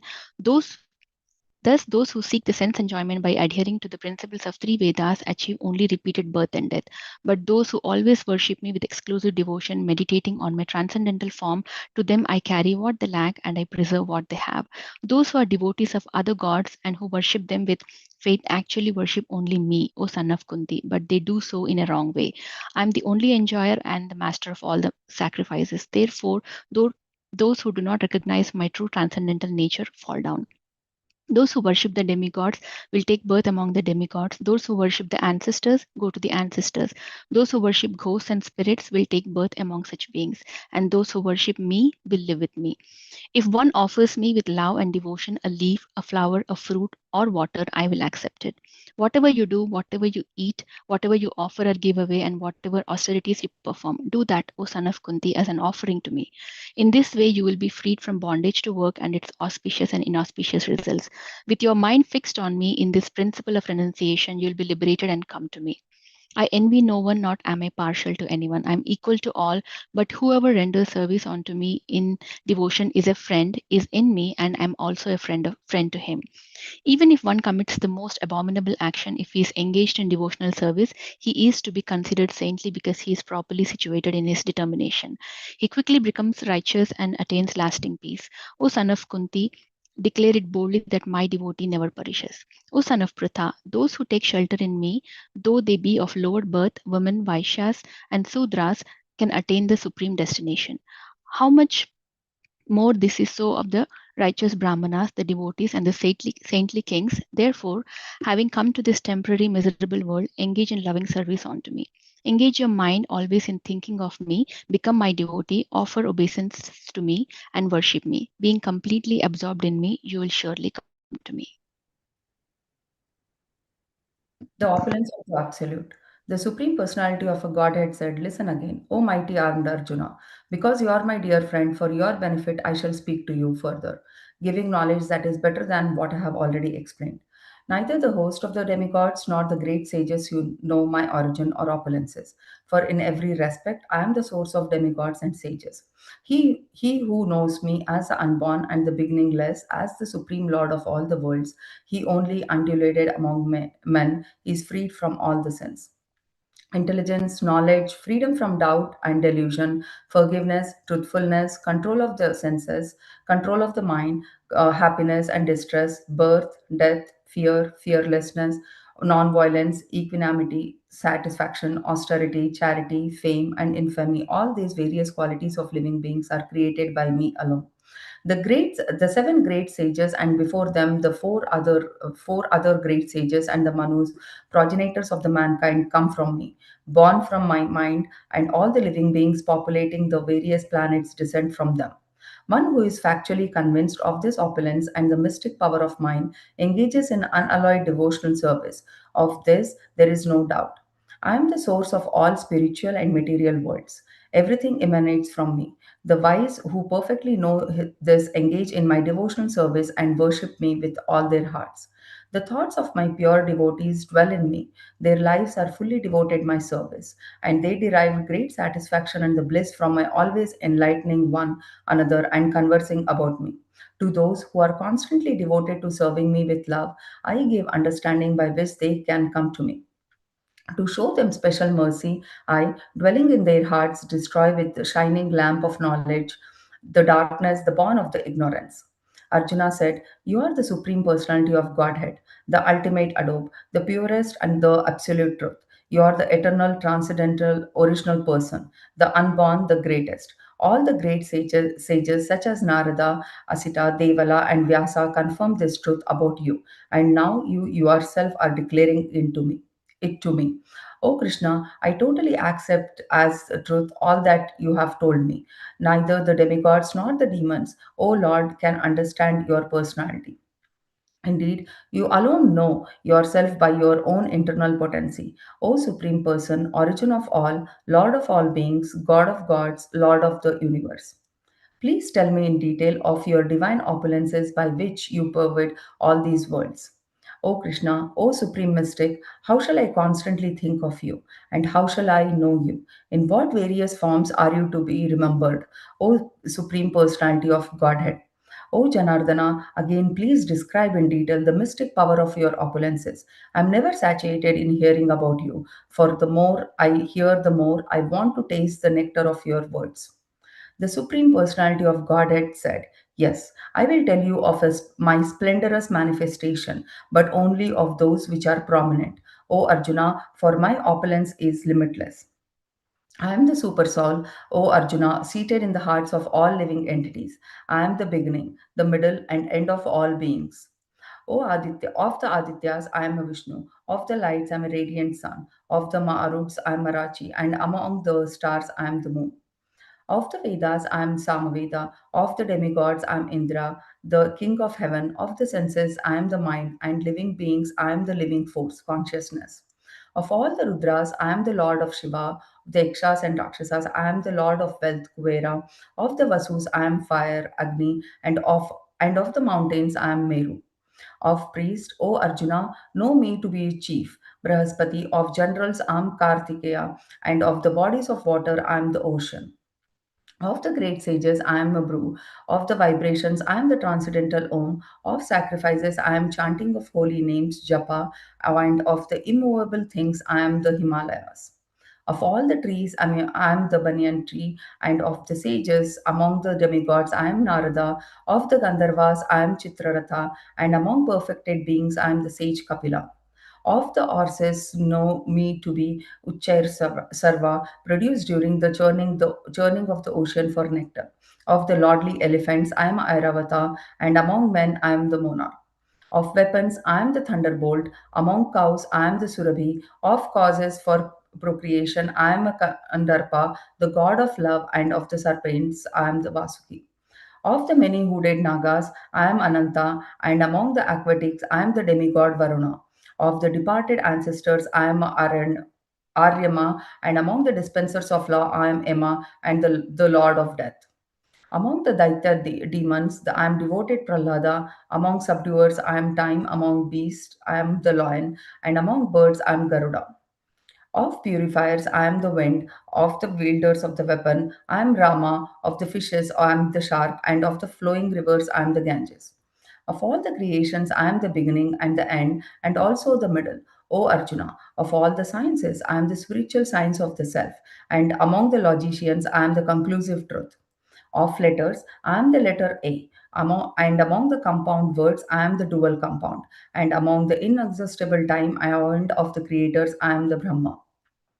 I'm all devouring death. I am the generating principle of all that is yet to be. Among women, I am the fame, fortune, fine speech, memory, intelligence, steadfastness, and patience. Of the hymns in the Samaveda, I am the Pratasama, and of the poetry, I am the Gayatri. Of months, I am the Margashira, November, December, and of the seasons, I am flower bearing spring.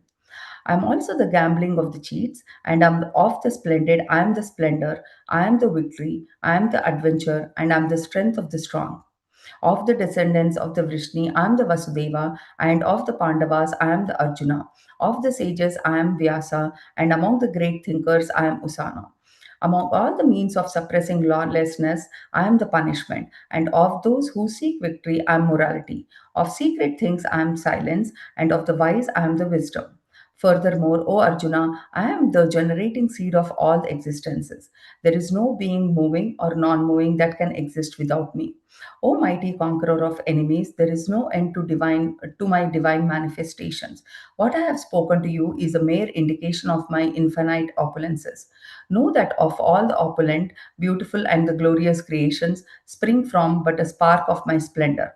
But what need is there, Arjuna, for all this detailed knowledge? With the single fragment of myself, I've pervade and support this entire universe.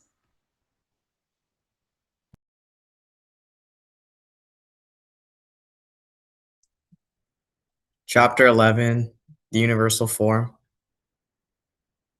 Arjuna said, by my hearing the instructions you have kindly given me about these most confidential spiritual subjects, my illusion has now been dispelled. O lotus-eyed one, I have heard from you in detail about the appearance and disappearance of every living entity, and I have realized your inexhaustible glories. O greatest of all personalities, O supreme form, though I see you before me in your actual position as you have described yourself, I wish to see how you have entered this cosmic manifestation. I want to see that form of yours. If you think that if you think that I am able to behold your cosmic form, O my Lord, O Master of all mystic power, then kindly show me that unlimited universal self. The Supreme Personality of Godhead said, my dear Arjuna, O son of Pritha, see now my opulences, hundreds of thousands of varied divine and multicolored forms. O best of the Bharatas, see here the different manifestations of Adityas, Vasus, Rudras, Aswini Kumaras, and all the other demigods. Behold the many wonderful things which no one has ever seen or heard of before. O Arjuna, whatever you wish to see, behold at once in this body of mine. This universal form can show you whatever you now desire to see and whatever you may want to see in the future. Everything moving and non-moving is here completely, in one place. But you cannot see me with your present eyes. Therefore I give you divine eyes. Behold my mystic opulence. Sanjaya said, O king, having spoken thus, the supreme lord of all mystic power, the personality of Godhead, displayed his universal forms to Arjuna. Arjuna saw in that universal form unlimited mouths, unlimited eyes, unlimited wonderful visions. The form was decorated with many celestial ornaments and bore many divine upraised weapons. He wore celestial garlands and garments, and many divine scents were smeared over his body. All was wondrous, brilliant, unlimited, all expanding. If hundreds of thousands of suns were to rise at once into the sky, their radiance might resemble the effulgence of the Supreme Person in that universal form. At that time, Arjuna could see in the universal form of the Lord the unlimited expansions of the universe, situated in one place, although divided into many, many thousands. Then, bewildered and astonished, his hair standing on end, Arjuna bowed his head to offer obeisances and, with folded hands, began to pray to the Supreme Lord. Arjuna said, my dear Lord Krishna, I see assembled in your body all the demigods and various other living entities. I see Brahma sitting on the lotus flower, as well as Lord Shiva and all the other sages and divine serpents. O Lord of the universe, O universal form, I see in your body many, many arms, bellies, mouths, and eyes, expanded everywhere.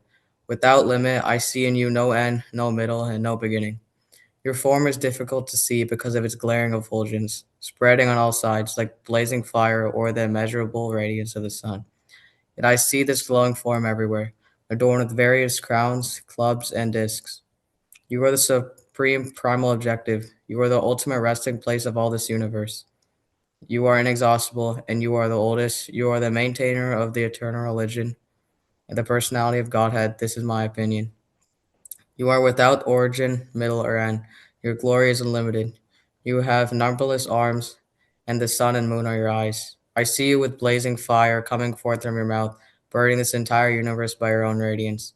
Although you are one, you spread throughout the sky and the planets and all space between. O Great One, seeing this wondrous and terrible form, all the planetary systems are perturbed. All the hosts of demigods are surrendering before you and entering into you. Some of them, very much afraid, are offering prayers with folded hands. Hosts of great sages and perfected beings crying, all peace, are praying to you by singing the Vedic hymns. All of the various manifestations of Lord Shiva, the Adityas, the Vasus, the Sadhyas, the Vishadvedas, the two Asvis, the Mars, the forefathers, the Gandharvas, the Yakshas, and the Asuras, and the perfected demigods are beholding you in wonder. O mighty armed one, all the planets with their demigods are disturbed at seeing your great form, with its many faces, eyes, arms, thighs, legs, and bellies, and your many terrible teeth. As they are disturbed, so am I. O all-pervading Vishnu, seeing you with your many radiant colors touching the sky, your gaping mouths, and your great glowing eyes, my mind is perturbed by fear. I can no longer maintain my steadiness or equilibrium of mind.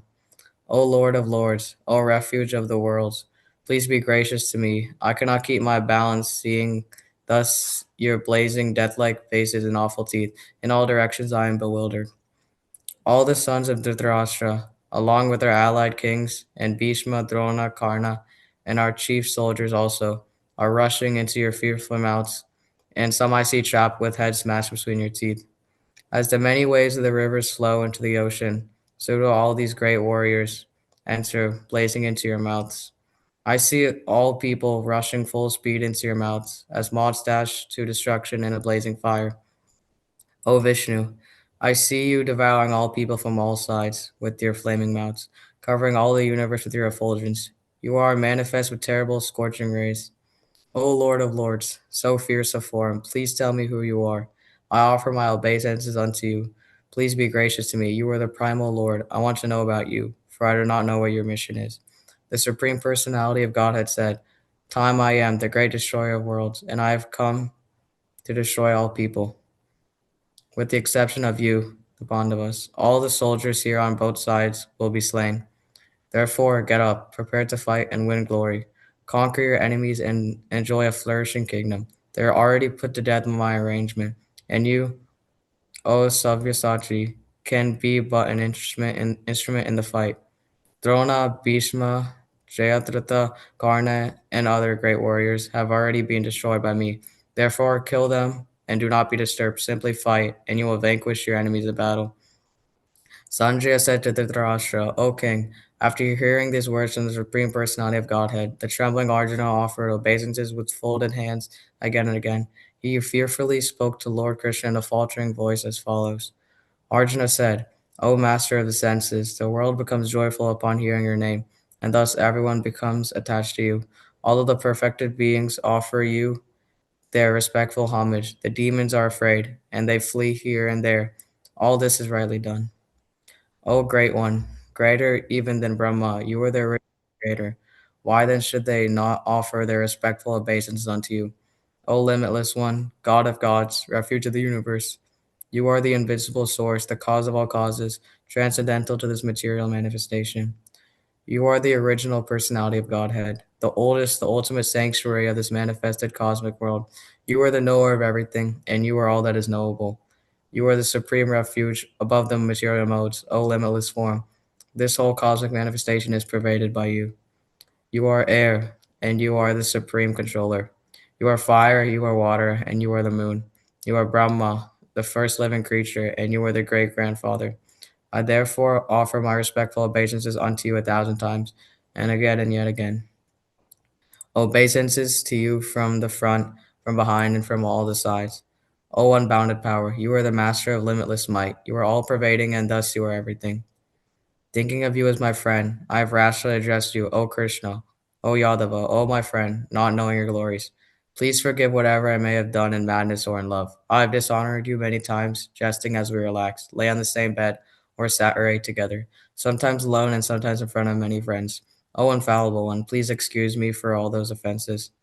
You are the Father of this complete cosmic manifestation, of the moving and of the non moving. You are its worshipful chief, the supreme spiritual master. No one is greater than you, nor can anyone be one with you. How then could there be anyone greater than you within the three worlds, O Lord of immeasurable power? You are the supreme Lord, to be worshipped by every living being. Thus I fall down to offer you my respectful obeisances and ask your mercy. As a father tolerates the impudence of his son, a friend the impertinence of a friend, or a husband the familiarity of his wife, please tolerate the wrongs I may have done to you. After seeing this universal form, which I have never seen before, I am gladdened, but at the same time my mind is disturbed with fear. Therefore, please bestow your grace upon me and reveal again your form as the personality of Godhead, O Lord of Lords, O abode of the universe, O universal form, O 1,000-armed Lord. I wish to see you in your four-armed form, with helmeted head and with club wheel conch and lotus flower in your hands. I long to see you in that form.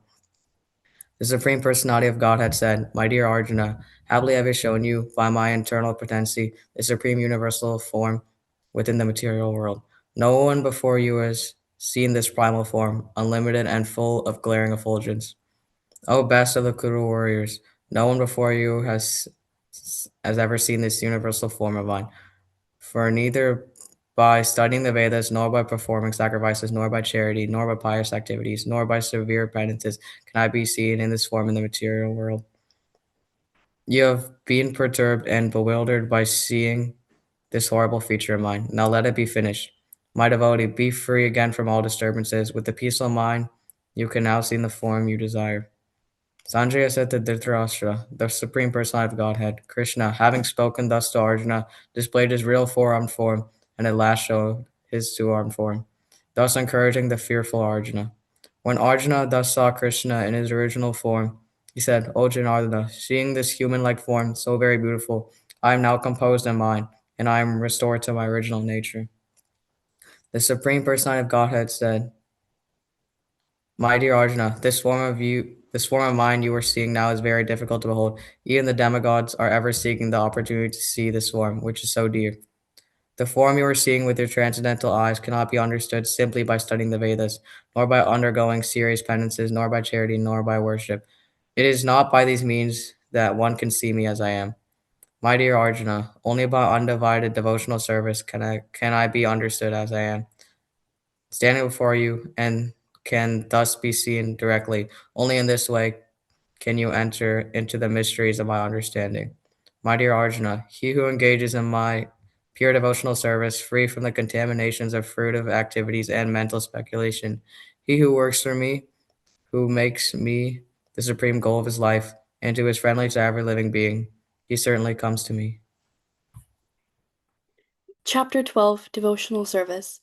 Arjuna inquired, which are considered to be more perfect, those who are always properly engaged in your devotional service, or those who worship the impersonal Brahman, the unmanifested? The Supreme Personality of Godhead said, Those who fix their minds on my personal form and are always engaged in worshipping me with great and transcendental faith are considered by me to be most perfect.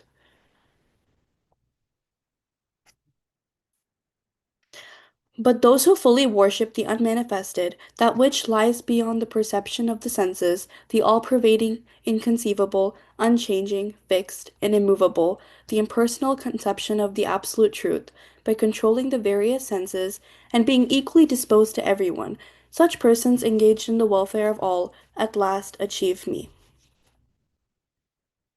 For those whose minds are attached to the unmanifested, impersonal feature of the Supreme, Advancement is very troublesome.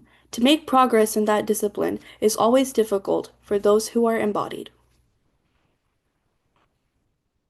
But those who worship me, giving up all their activities unto me, and being devoted to me without deviation, engaged in devotional service, and always meditating upon me, having fixed their minds upon me, O son of Pritha, for them I am the swift deliverer from the ocean of birth and death. Just fix your mind upon me, the Supreme Personality of Godhead, and engage all your intelligence in me. Thus, you will live in me always, without a doubt. My dear Arjuna, a winner of wealth, if you cannot fix your mind upon me without deviation, then follow the regulative principles of Bhakti Yoga. In this way, develop a desire to attain me. If you cannot practice the regulations of Bhakti Yoga, then just try to work for me, because by working for me, you will come to the perfect stage.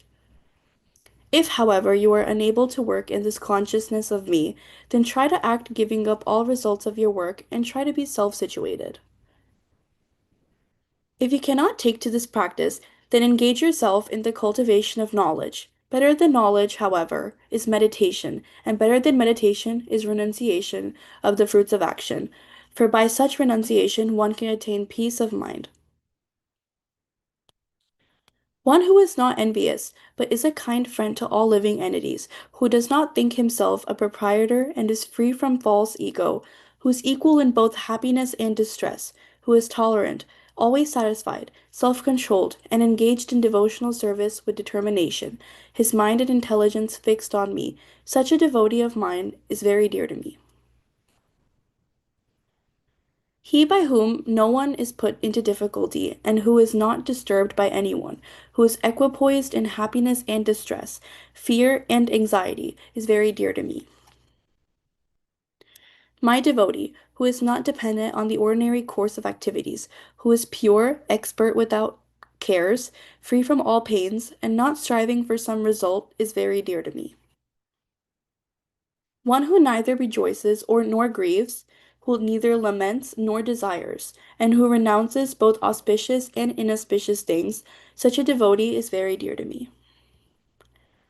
One who is equal to friends and enemies, who is equipoised in honor and dishonor, heat and cold, happiness and distress, fame and infamy, who is always free from contaminating association, always silent and satisfied with anything, who doesn't care for any residence, who is fixed in knowledge and who is engaged in devotional service, such a person is very dear to me. Those who follow this imperishable path of devotional service, and who completely engage themselves with faith, making me the supreme goal, are very, very dear to me. Chapter 13, Nature, the Enjoyer, and Consciousness. Arjuna said, O my dear Krishna, I wish to know about Prakriti, Purusha, and the field and the knower of the field, and of knowledge and the object of knowledge. The Supreme Personality of Godhead said, This body, O son of Kunti, is called the field, and one who knows this body is called the knower of the field. O scion of Bharata, you should understand that I am also the knower in all bodies, and to understand this body and its knower is called knowledge. That is my opinion. Now please hear my brief description of this field of activity and how it's constituted, what its changes are, whence it's produced, who that knower of the field of activities is, and what his influences are. That knowledge of the field of activities and of the knower of activities is described by various sages in various Vedic writings. It is especially presented in Vedanta Sutra with all reasoning as to cause and effect.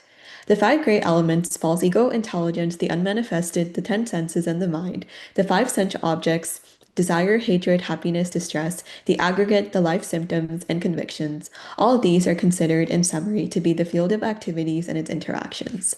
Humility, pridelessness, nonviolence, tolerance, simplicity, approaching a bona fide spiritual master, cleanliness, steadiness, self-control, renunciation of the objects of sense gratification, absence of false ego, the perception of the evil of birth, death, old age, and disease, detachment, freedom from entanglement with children, wife, home, and the rest, even-mindedness amid pleasant and unpleasant events, constant and unalloyed devotion to me, aspiring to live in a solitary place, detachment from the general mass of people, accepting the importance of self-realization, and the philosophical search for the absolute truth.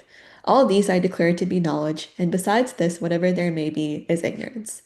I shall now explain the knowable, knowing which you will taste the eternal. Brahman, the spirit, beginningless and subordinate to me, lies beyond the cause and effect of this material world. Everywhere are his hands and legs, his eyes, heads, and faces, and he has ears everywhere. In this way, the supersoul exists, pervading everything. The supersoul is the original source of all senses, yet he is without senses. He is unattached, although he is the maintainer of all living beings. He transcends the mode of nature, and at the same time, he is the master of all the modes of material nature. The supreme truth exists outside and inside of all living beings, the moving and the non-moving. Because he is settled, he is beyond the power of the material senses to see or to know. Although far, far away, he is also near to all. Although the supersoul appears to be divided among all beings, he is never divided. He is situated as one. Although he is the maintainer of every living entity, it is to be understood that he devours and develops all. He is the source of light in all luminous beings. He's beyond the darkness of matter and is unmanifested. He's knowledge, he's the object of knowledge, and he's the goal of knowledge. He is situated in everyone's hearts. Thus, the field of activities, knowledge, and the knowable have been summarily described by me. Only my devotees can understand this thoroughly and thus attain to my nature. Material nature and their living entities should be understood to be beginningless. Their transformations and the mode of matter are products of material nature. Nature is said to be the cause of all material causes and effects, whereas the living entity is the cause of the various sufferings and enjoyments in this world. The living entity in material nature thus follows the ways of life, enjoying the three modes of nature. This is due to his association with that material nature. Thus he meets with good and evil among various species. Yet in this body there is another, a transcendental enjoyer, who is the Lord, the supreme proprietor, who exists as the overseer and permitter, and who is known as the supersoul. One who understands this philosophy concerning material nature, the living entity, and the interaction of the modes of nature is sure to attain liberation. He will not take birth here again, regardless of his present position. Some perceive the supersoul within themselves through meditation, others through the cultivation of knowledge, and still others working without fruit of desires. Again, there are those who, although not conversant in spiritual knowledge, begin to worship the Supreme Personality upon hearing about him from others. Because of their tendency to hear from authorities, they also transcend the path of birth and death. O chief of the Bharatas, know that whatever you see in existence, both the moving and the non-moving, is only a combination of the field of activities and the knower of the field. One who sees the supersoul accompanying the individual soul in all bodies, and who understands that neither the soul nor the supersoul within the destructible body is ever destroyed, actually sees. One who sees the supersoul equally present everywhere, in every living being, does not degrade himself by the mind. Thus he approaches the transcendental destination. One who can see that all activities are performed by the body, which is created of material nature, and sees that the self does nothing, actually sees. When a sensible man ceases to see different identities due to different material bodies, and he sees how beings are expanded everywhere, he attains to the Brahman conception. Those with the vision of eternity can see that this imperishable soul is transcendental, eternal, and beyond the modes of nature. Despite contact with the material body or Arjuna, the soul neither does anything nor is entangled. The sky, due to its subtle nature, does not mix with anything, although it is all-pervading. Similarly, the soul situated in Brahman vision does not mix with the body, though situated in that body. O son of Bharata, as the sun alone illuminates all this universe, so does the living entity, one within the body, illuminate the entire body by consciousness. Those who see with eyes of knowledge the difference between the body and the knower of the body and can understand the process of liberation from bondage in material nature attain to the supreme goal. Chapter 14, The Three Modes of Material Nature.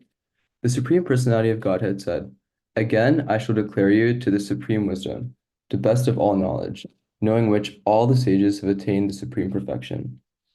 By becoming fixed in this knowledge, one can attain to this transcendental nature like my own. Thus established, one is not born at the time of creation or disturbed at the time of dissolution. The total material substance, called Brahman, is the source of birth. And it is that Brahman that I impregnate, making possible the birth of all living beings, O son of Bharata. It should be understood that all species of life, O son of Kunti, are made possible by birth in this material nature, and that I am the seed-giving father. Material nature consists of three modes: goodness, passion, and ignorance. When the eternal living entity comes in contact with nature, O mighty armed Arjuna, he becomes conditioned by these modes. O sinless one, the mode of goodness, being purer than the others, is illuminating, and it frees one from all sinful reactions. Those situated in that mode become conditioned by a sense of happiness and knowledge. The mode of passion is born of unlimited desires and longings, O son of Kunti, and because of this, the embodied living entity is bound to material fruitive actions. O son of Bharata, know that the mode of darkness, born of ignorance, is the delusion of all embodied living entities. The results of this mode are madness, indolence, and sleep, which bind the conditioned soul. O son of Bharata, the mode of goodness conditions one to happiness, passion conditions one to fruit of action, and ignorance, covering one's knowledge, binds one to madness. Sometimes the mode of goodness becomes prominent, defeating the modes of passion and ignorance, O son of Bharata. Sometimes the mode of passion defeats goodness and ignorance, and at other times, ignorance defeats goodness and passion. In this way, there is always competition for supremacy.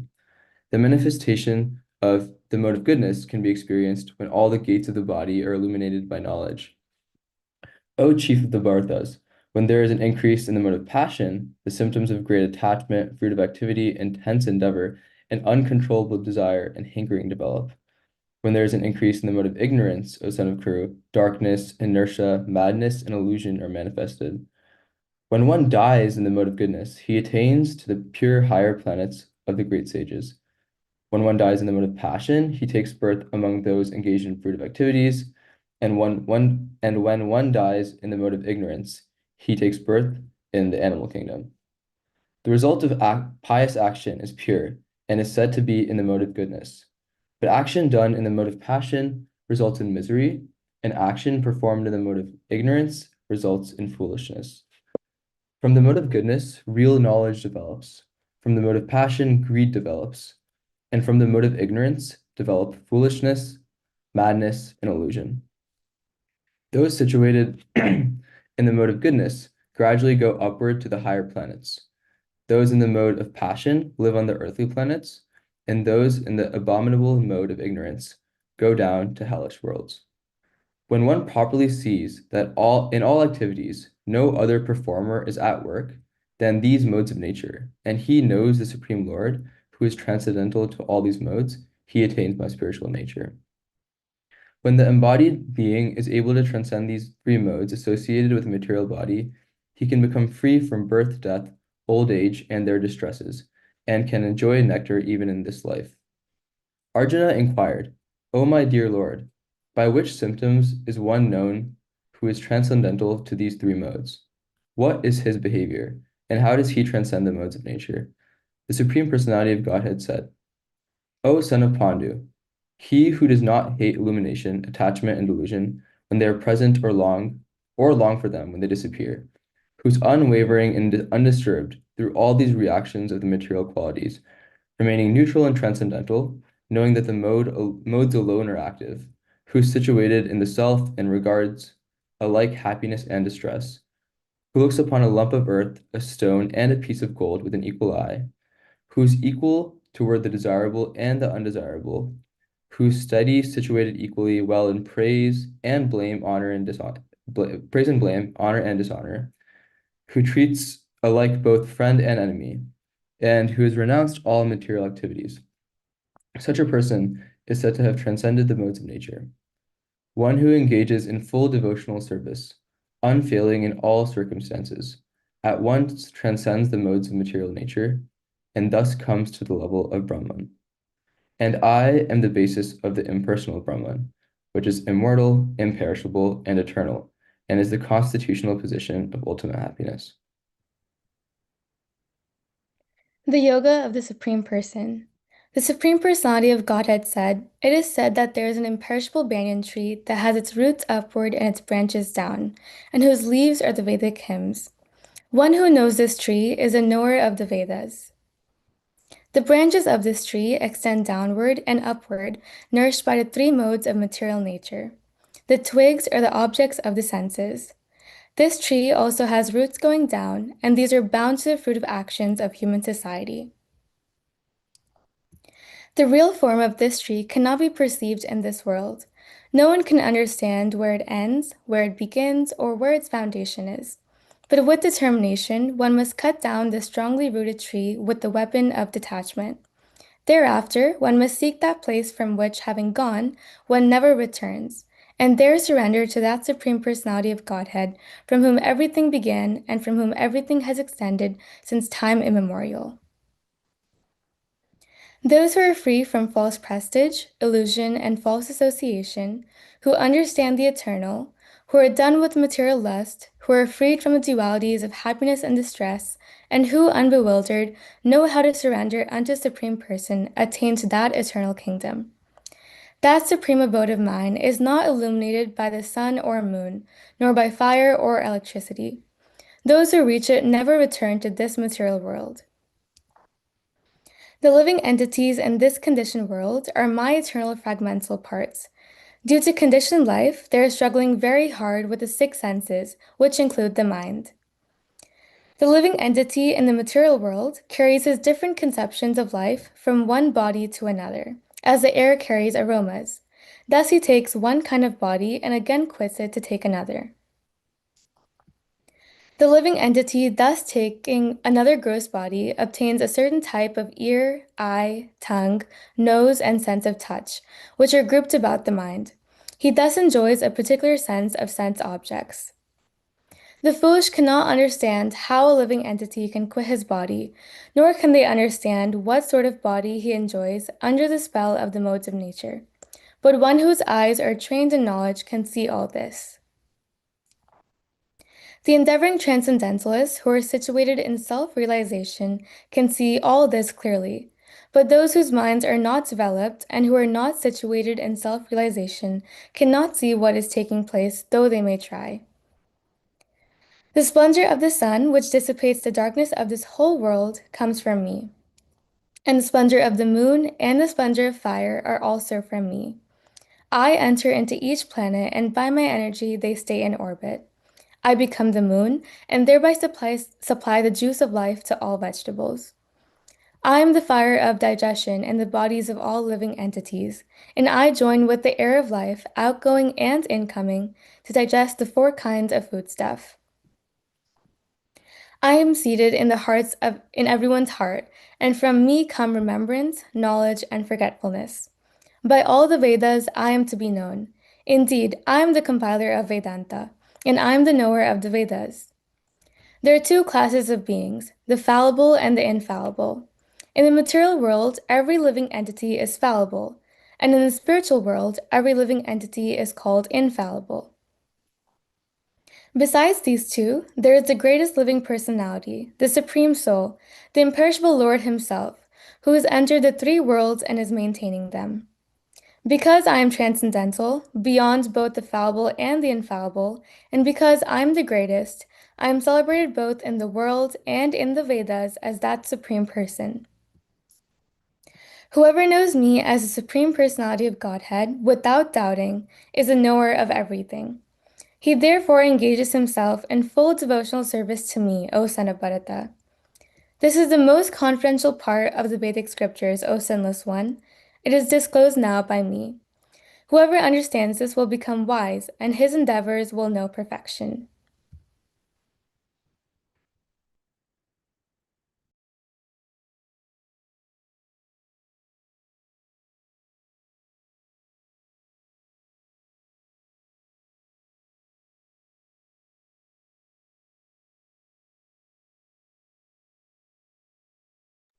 Please go ahead. The divine and demoniac natures. The Supreme Personality of Godhead said, fearlessness, purification of one's existence, cultivation of spiritual knowledge, charity, self-control, performance of sacrifice, study of the Vedas, austerity, simplicity, nonviolence, truthfulness, freedom from anger, renunciation, tranquility, aversion to fault-finding, compassion for all living entities, freedom from covetousness, gentleness, modesty, steady determination, vigor, forgiveness, fortitude, cleanliness, and freedom from envy and from the passion for honor. These transcendental qualities, O son of Bharata, belong to godly men endowed with divine nature. Pride, arrogance, conceit, anger, harshness, and ignorance. These qualities belong to those of demoniac nature, O son of Pritha. The transcendental qualities are conducive to liberation, whereas the demoniac qualities make for bondage. Do not worry, O son of Bandhu, for you are born with the divine qualities. O son of Pritha, in this world there are two kinds of created beings. One is called divine and the other demoniac. I have already explained to you at length the divine qualities. Now hear from me of the demoniac. Those who are demoniac do not know what it is to be done and what is not to be done. Neither cleanliness nor proper behavior nor truth is found in them. They say that this world is unreal, which no foundation, no God in control. They say it is produced of sex, desire, and no cause other than lust. Following such conclusions, the demoniac who are lost to themselves and who have no intelligence engage in unbeneficial, horrible works meant to destroy the world. Taking shelter of insatiable lust and absorbed in the conceit of pride and false prestige, the demoniac, thus illusioned, are always sworn to unclean work, attracted by the impermanent. They believe that to gratify the senses is the prime necessity of human civilization. Thus, until the end of life, their anxiety is immeasurable. Bound by a network of hundreds of thousands of desires and absorbed in lust and anger, they secure money by illegal means for sense gratification. The demoniac person thinks, so much wealth do I have today, and I will gain more according to my schemes. So much is mine now, and it will increase in the future more and more. He is my enemy, and I have killed him, and my other enemies will also be killed. I am the Lord of everything. I am the enjoyer. I am perfect, powerful, and happy. I am the richest man surrounded by aristocratic relatives. There is none so powerful and happy as I am. I shall perform sacrifices. I shall give some charity, and thus I shall rejoice. In this way, such persons are deluded by ignorance. Thus, perplexed by various anxieties and bound by a network of illusions, they become too strongly attached to sense enjoyment and fall down into hell. Self-complacent and always impudent, deluded by wealth and false prestige, they sometimes proudly perform sacrifices in name only, without following any rules or regulations. Bewildered by false ego, strength, pride, lust, and anger, the demons become envious of the Supreme Personality of Godhead, who is situated in their own bodies and in the bodies of others, and blasphemy against the real religion. Those who are envious and mischievous, who are lowest among men, I perpetually cast into the ocean of material existence, into various demoniac species of life. Attaining repeated birth amongst the species of demoniac life, O son of Kunti, such persons can never approach me. Gradually, they sink down to the most abominable type of existence. There are three gates leading to this hell: lust, anger, and greed. Every sane man should give these up, for they lead to the degradation of the soul. The man who has escaped these three gates of hell, O son of Kunti, performs acts conducive to self-realization and thus gradually attains the supreme destination. He who discards scriptural injunctions and acts according to his own whims attains neither perfection nor happiness nor the supreme destination. One should therefore understand what is duty and what is not duty by the regulations of the scriptures. Knowing such rules and regulations, one should act so that he may gradually be elevated.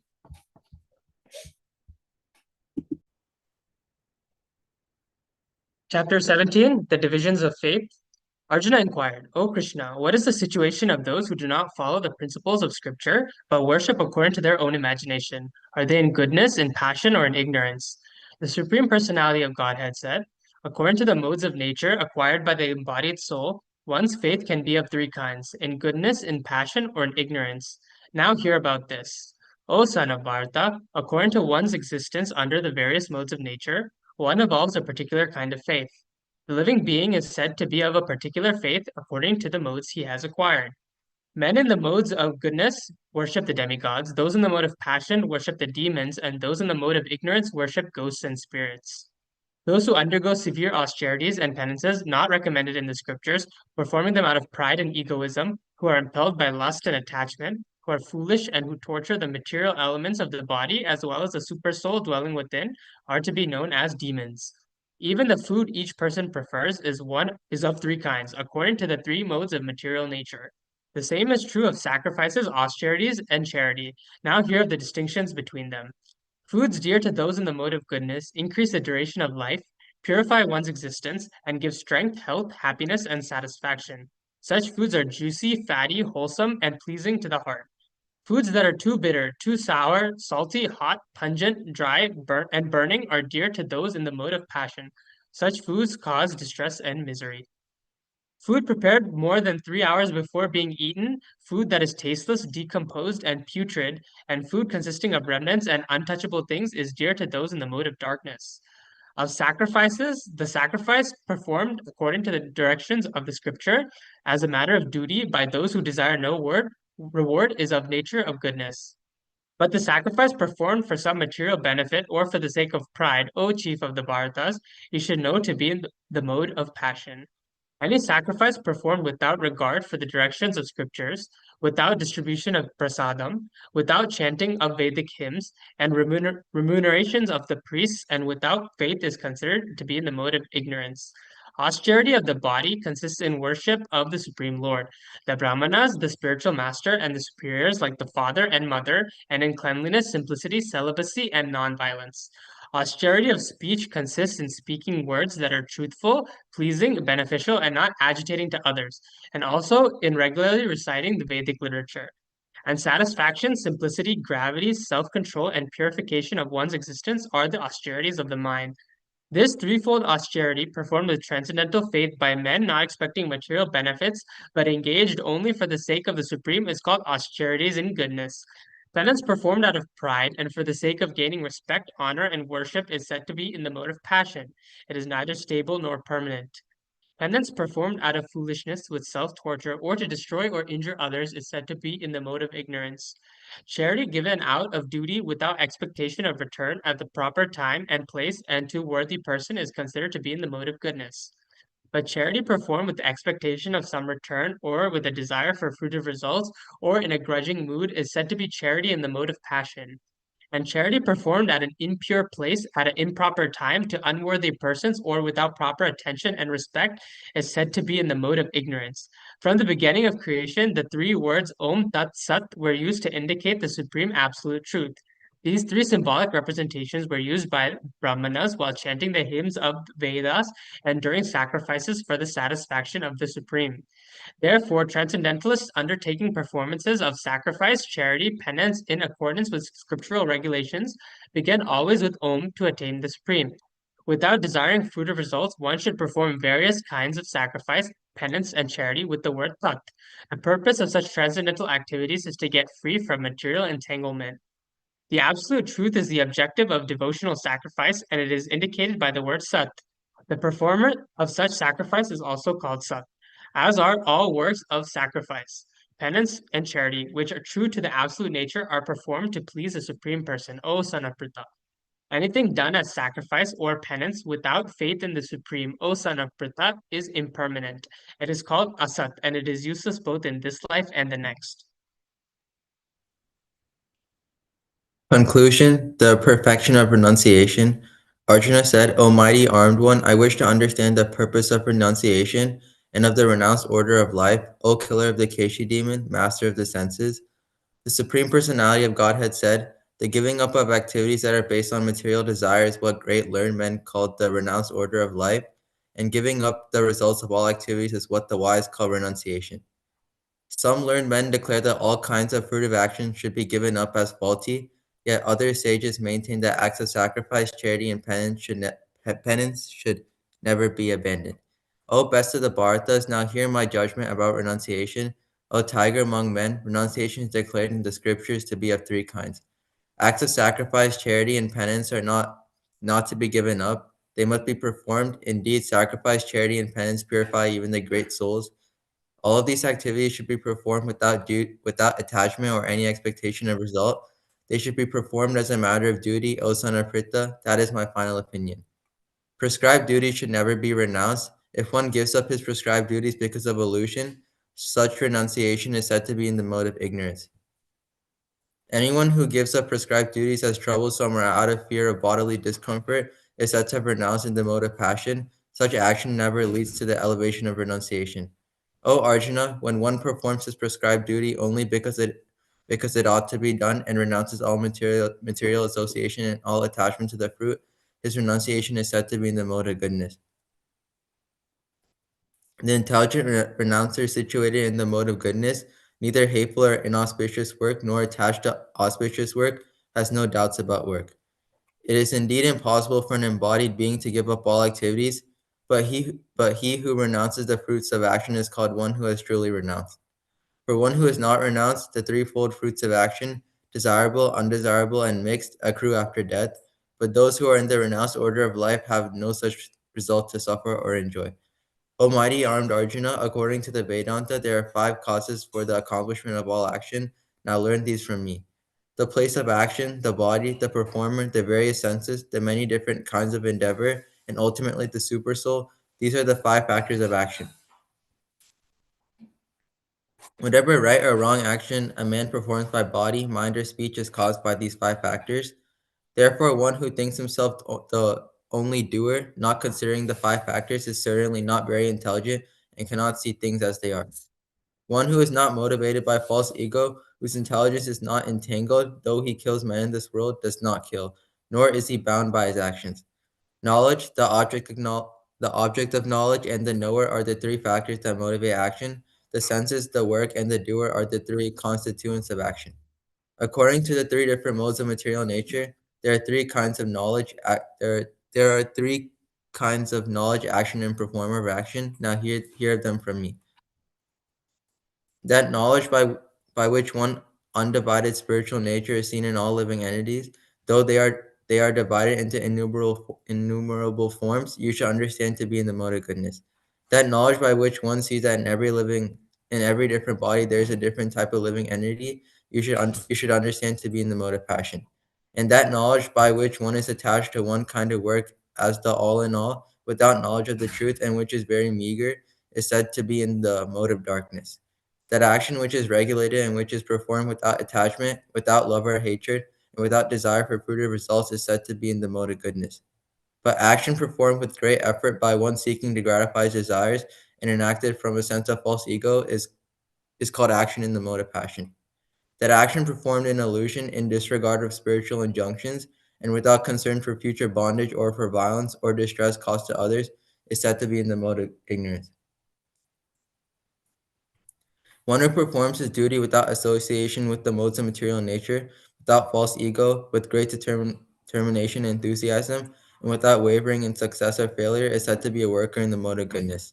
The worker who is attached to work and the fruits of work, desiring to enjoy those fruits, and who is greedy, always envious, impure, and moved by joy and sorrow is said to be in the mode of passion. The worker who is always engaged in work against the injunctions of the scripture, who is materialistic, obstinate, cheating, and expert in insulting others, and who is lazy, always morose, and procrastinating, is said to be a worker in the mode of ignorance. O winner of wealth, now please listen as I tell you in detail of the 3 different kinds of understanding and determination according to the 3 modes of material nature. O son of Pritha, that understanding by which one knows what ought to be done, what ought not to be done, what is to be feared and what is not to be feared, what is binding and what is liberating, is in the mode of goodness. O son of Pritha, that understanding which cannot distinguish between religion and irreligion, between action that should be done and action that should not be done, is in the mode of passion. That understanding which considers irreligion to be religion and religion to be irreligion, under the spell of illusion and darkness, and strives always in the wrong direction, O Partha, is in the mode of ignorance. O son of Pritha, that determination which is unbreakable, which is sustained with steadfastness by yoga practice, which thus controls the activities of the mind, life, and senses, is determination in the mode of goodness. But that determination by which one holds fast to fruitive results in religion, economic development, and sense gratification is of the nature of passion, O Arjuna. And that determination which cannot go beyond dreaming, fearfulness, lamentation, moroseness, and illusion, such unintelligent determination, O son of Pritha, is in the mode of darkness. O best of the Bhartas, now please hear from me about the 3 kinds of happiness by which the conditioned soul enjoys and by which he sometimes comes to the end of all distress. That which in the beginning may be just like poison, but at the end is just like nectar, in which awakens one to self-realization is said to be happiness in the mode of goodness. That happiness which is derived from contact of the senses with their objects, which appears like nectar at first but poison at the end, is said to be of the nature of passion. And that happiness which is blind to self-realization, which is delusion from beginning to end, and which arises from sleep, laziness, and illusion, is said to be in the nature of ignorance. There is no being existing either here or among the demigods in the higher planetary systems, which is freed from these three modes born of material nature.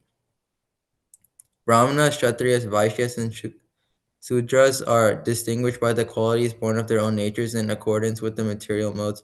O chastiser of the enemy, peacefulness, self-control, austerity, purity, tolerance, honesty, knowledge, wisdom, and religiousness. These are the natural qualities by which the Brahmanas work. Heroism, power, determination, resourcefulness, courage in battle, generosity, and leadership are the natural qualities of work for the Kshatriyas. Farming, cow protection, and business are the natural work for the Vaishyas, and for the Sudras, there are labor and service to others. By following his qualities of work, every man can become perfect. Now please hear from me how this can be done. By worship of the Lord, who is the source of all beings and who is all-pervading, a man can attain perfection through performing his own work. It is better to engage in one's own occupation, even though one may perform it imperfectly, than to accept another's occupation and perform it perfectly. Duties prescribed according to one's nature are never affected by sinful reactions. Every endeavor is covered by some fault, just as fire is covered by smoke. Therefore, one should not give up the work born of his nature, O son of Kunti, even if such work is full of fault. One who is self-controlled and unattached and who disregards all material enjoyments can obtain by practice of renunciation the highest perfect stage of freedom from reaction. O son of Kunti, learn from me how one has achieved this perfection, can attain to the supreme perfectional stage, Brahman, the stage of highest knowledge, by acting in the way I shall now summarize. Being purified by his intelligence and controlling the mind with determination, giving up the objects of self-gratification, being freed from attachment and hatred, one who lives in a secluded place, who eats little, who controls his body, mind, and power of speech, who is always in trance and who is detached, free from false ego, false strength, false pride, lust, anger, and acceptance of material things, free from false proprietorship and peaceful, such a person is certainly elevated to the position of self-realization. One who is thus transcendently situated at once realizes the supreme Brahman and becomes fully joyful. He never laments or desires to have anything. He is equally disposed towards every living entity. In that state, he attains pure devotional service unto me. One can understand me as I am, as the Supreme Personality of Godhead, only by devotional service. And when one is in full consciousness of me by such devotion, he can enter into the kingdom of God. Though engaged in all kinds of activities, my pure devotee, under my protection, reaches the eternal and imperishable abode by my grace. In all activities, just depend upon me and work always under my protection. In such devotional service, be fully conscious of me. If you become conscious of me, you will pass over all the obstacles of conditioned life of my grace. If, however, you do not work in such consciousness but act through false ego, not hearing me, you will be lost. If you do not act according to my direction and do not fight, then you will be falsely directed. By your nature, you will have to be engaged in warfare. Under illusion, you are now declining to act according to my direction, but compelled by the work born of your own nature, you will act all the same, O son of Kunti. The Supreme Lord is situated in everyone's heart, O Arjuna, and is directing the wandering of all living entities who are seated as on a machine made of the material energy. O Siyana Bharata, surrender unto him utterly. By his grace, you will attain transcendental peace and the supreme and eternal abode. Thus, I have explained to you knowledge still more confidential. Deliberate on this fully, and then do what you wish to do. Because you are my very dear friend, I'm speaking to you my supreme instruction, the most confidential knowledge of all. Hear this from me, for it is for your benefit. Always think of me, become my devotee, worship me, and offer your homage unto me. Thus you will come to me without fail. I promise you this because you are my very dear friend. Abandon all varieties of religion and just surrender unto me. I shall deliver you from all sinful reactions. Do not fear. This confidential knowledge may never be explained to those who are not austere or devoted or engaged in devotional service, nor to one who is envious of me. For one who explains the supreme secret to the devotees, pure devotional service is guaranteed, and at the end he will come back to me. There is no servant in this world more dear to me than he, nor will there ever be one more dear. And I declare that he who studies the sacred conversation of ours worships me by his intelligence. And one who listens with faith and without envy becomes free from sinful reactions and attains to the auspicious planets where the pious dwell. O son of Pritha, O conqueror of wealth, have you heard this with an attentive mind, and are your ignorance and illusions now dispelled? Arjuna said, My dear Krishna, O infallible one, my illusion is now gone. I have regained my memory by your mercy. I am now firm and free from doubt, and I am prepared to act according to your instructions. Sanjaya said, thus have I heard the conversation of two great souls, Krishna and Arjuna. And so wonderful is that message that my hair is standing on end.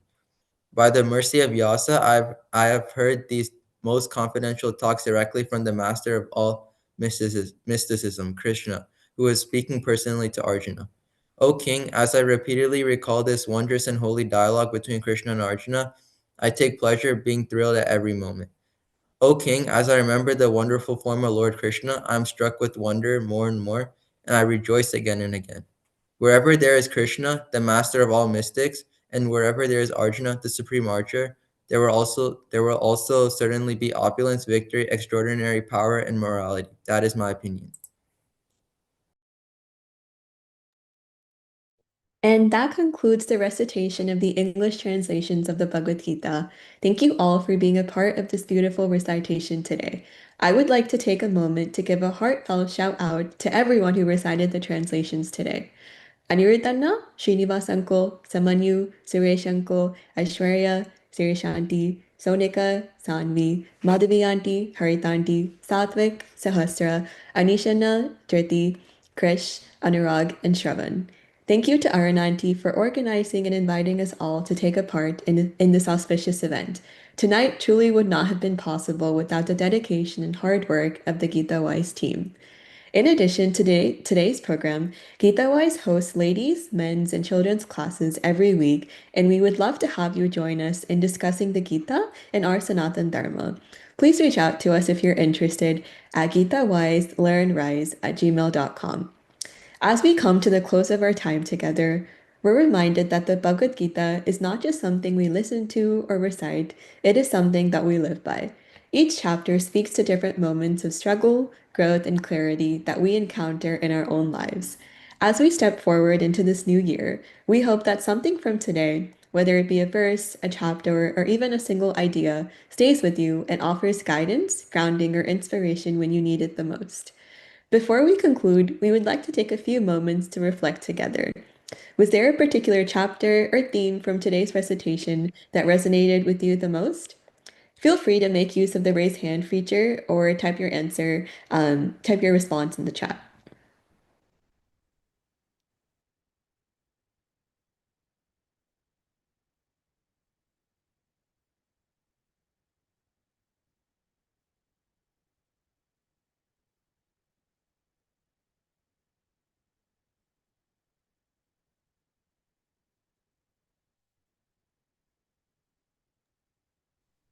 I guess I can go in the meantime.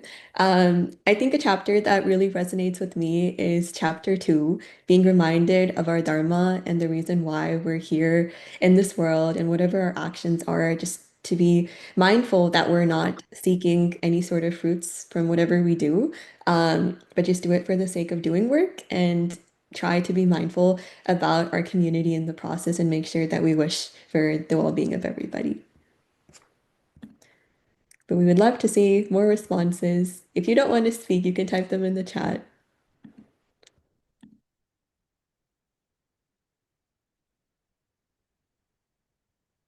So Revati Mataji said that she really loved the points where Arjuna surrendered to Krishna and then the entire game changes. Yeah, that's very true. I completely agree. I remembered seeing that too in the chapter.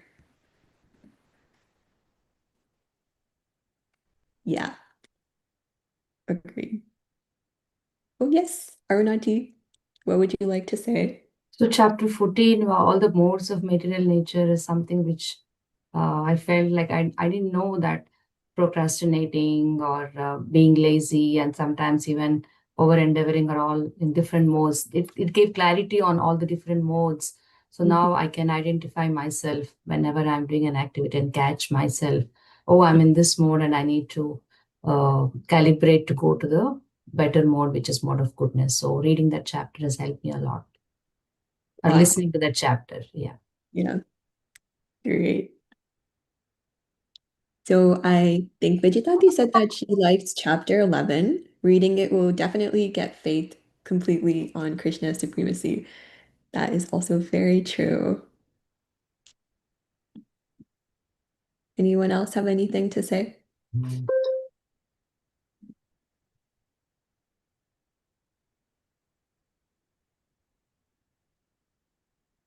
All right, we can move on to the next reflection question. We're not done just yet. The second question is, how do you see the teachings of the Gita showing up in your life as you enter the new year?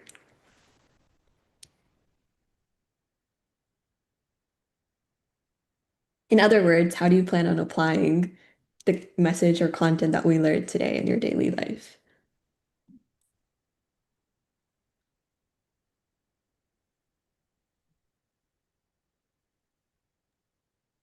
I can say something here. So, forget which chapter I was in. I think maybe 1 or 2.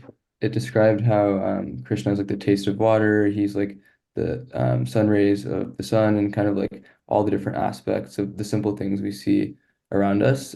Krishna is present in all of them. So I think like a really easy way to kind of incorporate the Bhagavad Gita and like develop Krishna consciousness in our day-to-day life is just be like cognizant of those things. So like when we're enjoying like a glass of water or doing simple things, like recognizing that those were possible because of Krishna's power, I think was pretty interesting to me.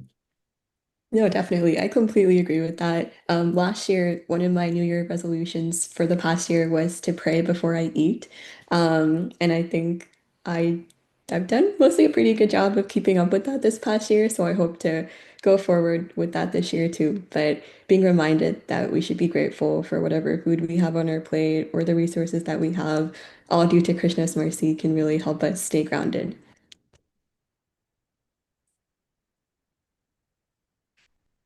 So in the chat, Revati Mataji said that being more Krishna's consciousness, being more Krishna conscious in all possible ways, and chant Krishna's name with more sincerity.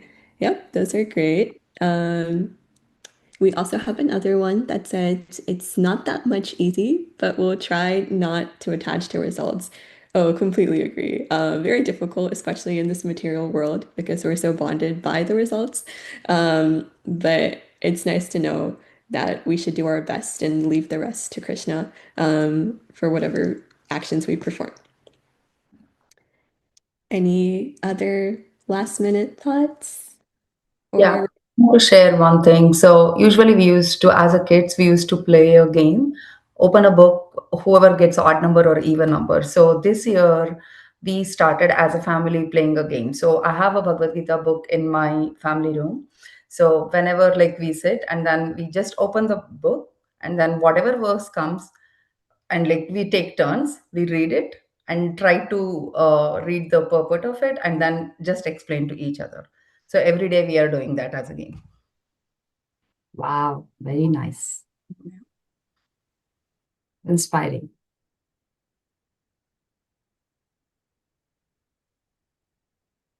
oh, so it seems like that's a common thread. Some other people are also doing the same thing, Harinadi. We also have to not obsess over the results and surrender to Lord Krishna. Yeah, something that we talked about already. And then doing our duty with full effort, but letting go of results. Yep. Perfect. All right. Well, thank you so much for sharing your reflections and for holding this space with such openness today. On behalf of GitaWise, we are all deeply grateful for your presence today. May the wisdom of the Bhagavad Gita continue to guide us, not just at the start of this year, but throughout our daily actions and choices. Let us conclude by chanting the Hare Krishna Maha Mantra together one last time for this night. Hare Krishna, Krishna Krishna, Hare Hare, Hare Rama, Rama Rama, Hare Hare. Heartfelt thanks to all the high school and college students who, despite their packed schedules and many responsibilities, they voluntarily made time to read Bhagavad Gita translations. So your sincerity, discipline, and enthusiasm are very inspiring. And to all the participants who read and who attended, you have and the college students and high school students and the young adults especially have shown that Bhagavad Gita can thrive in young hearts. And we are deeply grateful for your service and commitment. So we pray that Lord Krishna blesses us with this interest to stay forever, and also blesses us with the intelligence to understand this knowledge and apply it in our lives. Thanks to each one of you. Hare Krishna.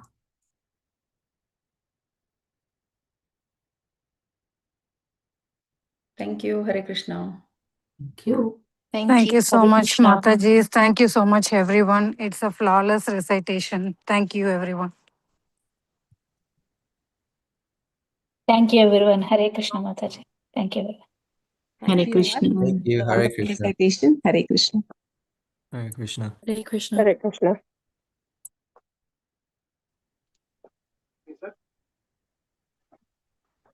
Hey Tristan, thank you for joining.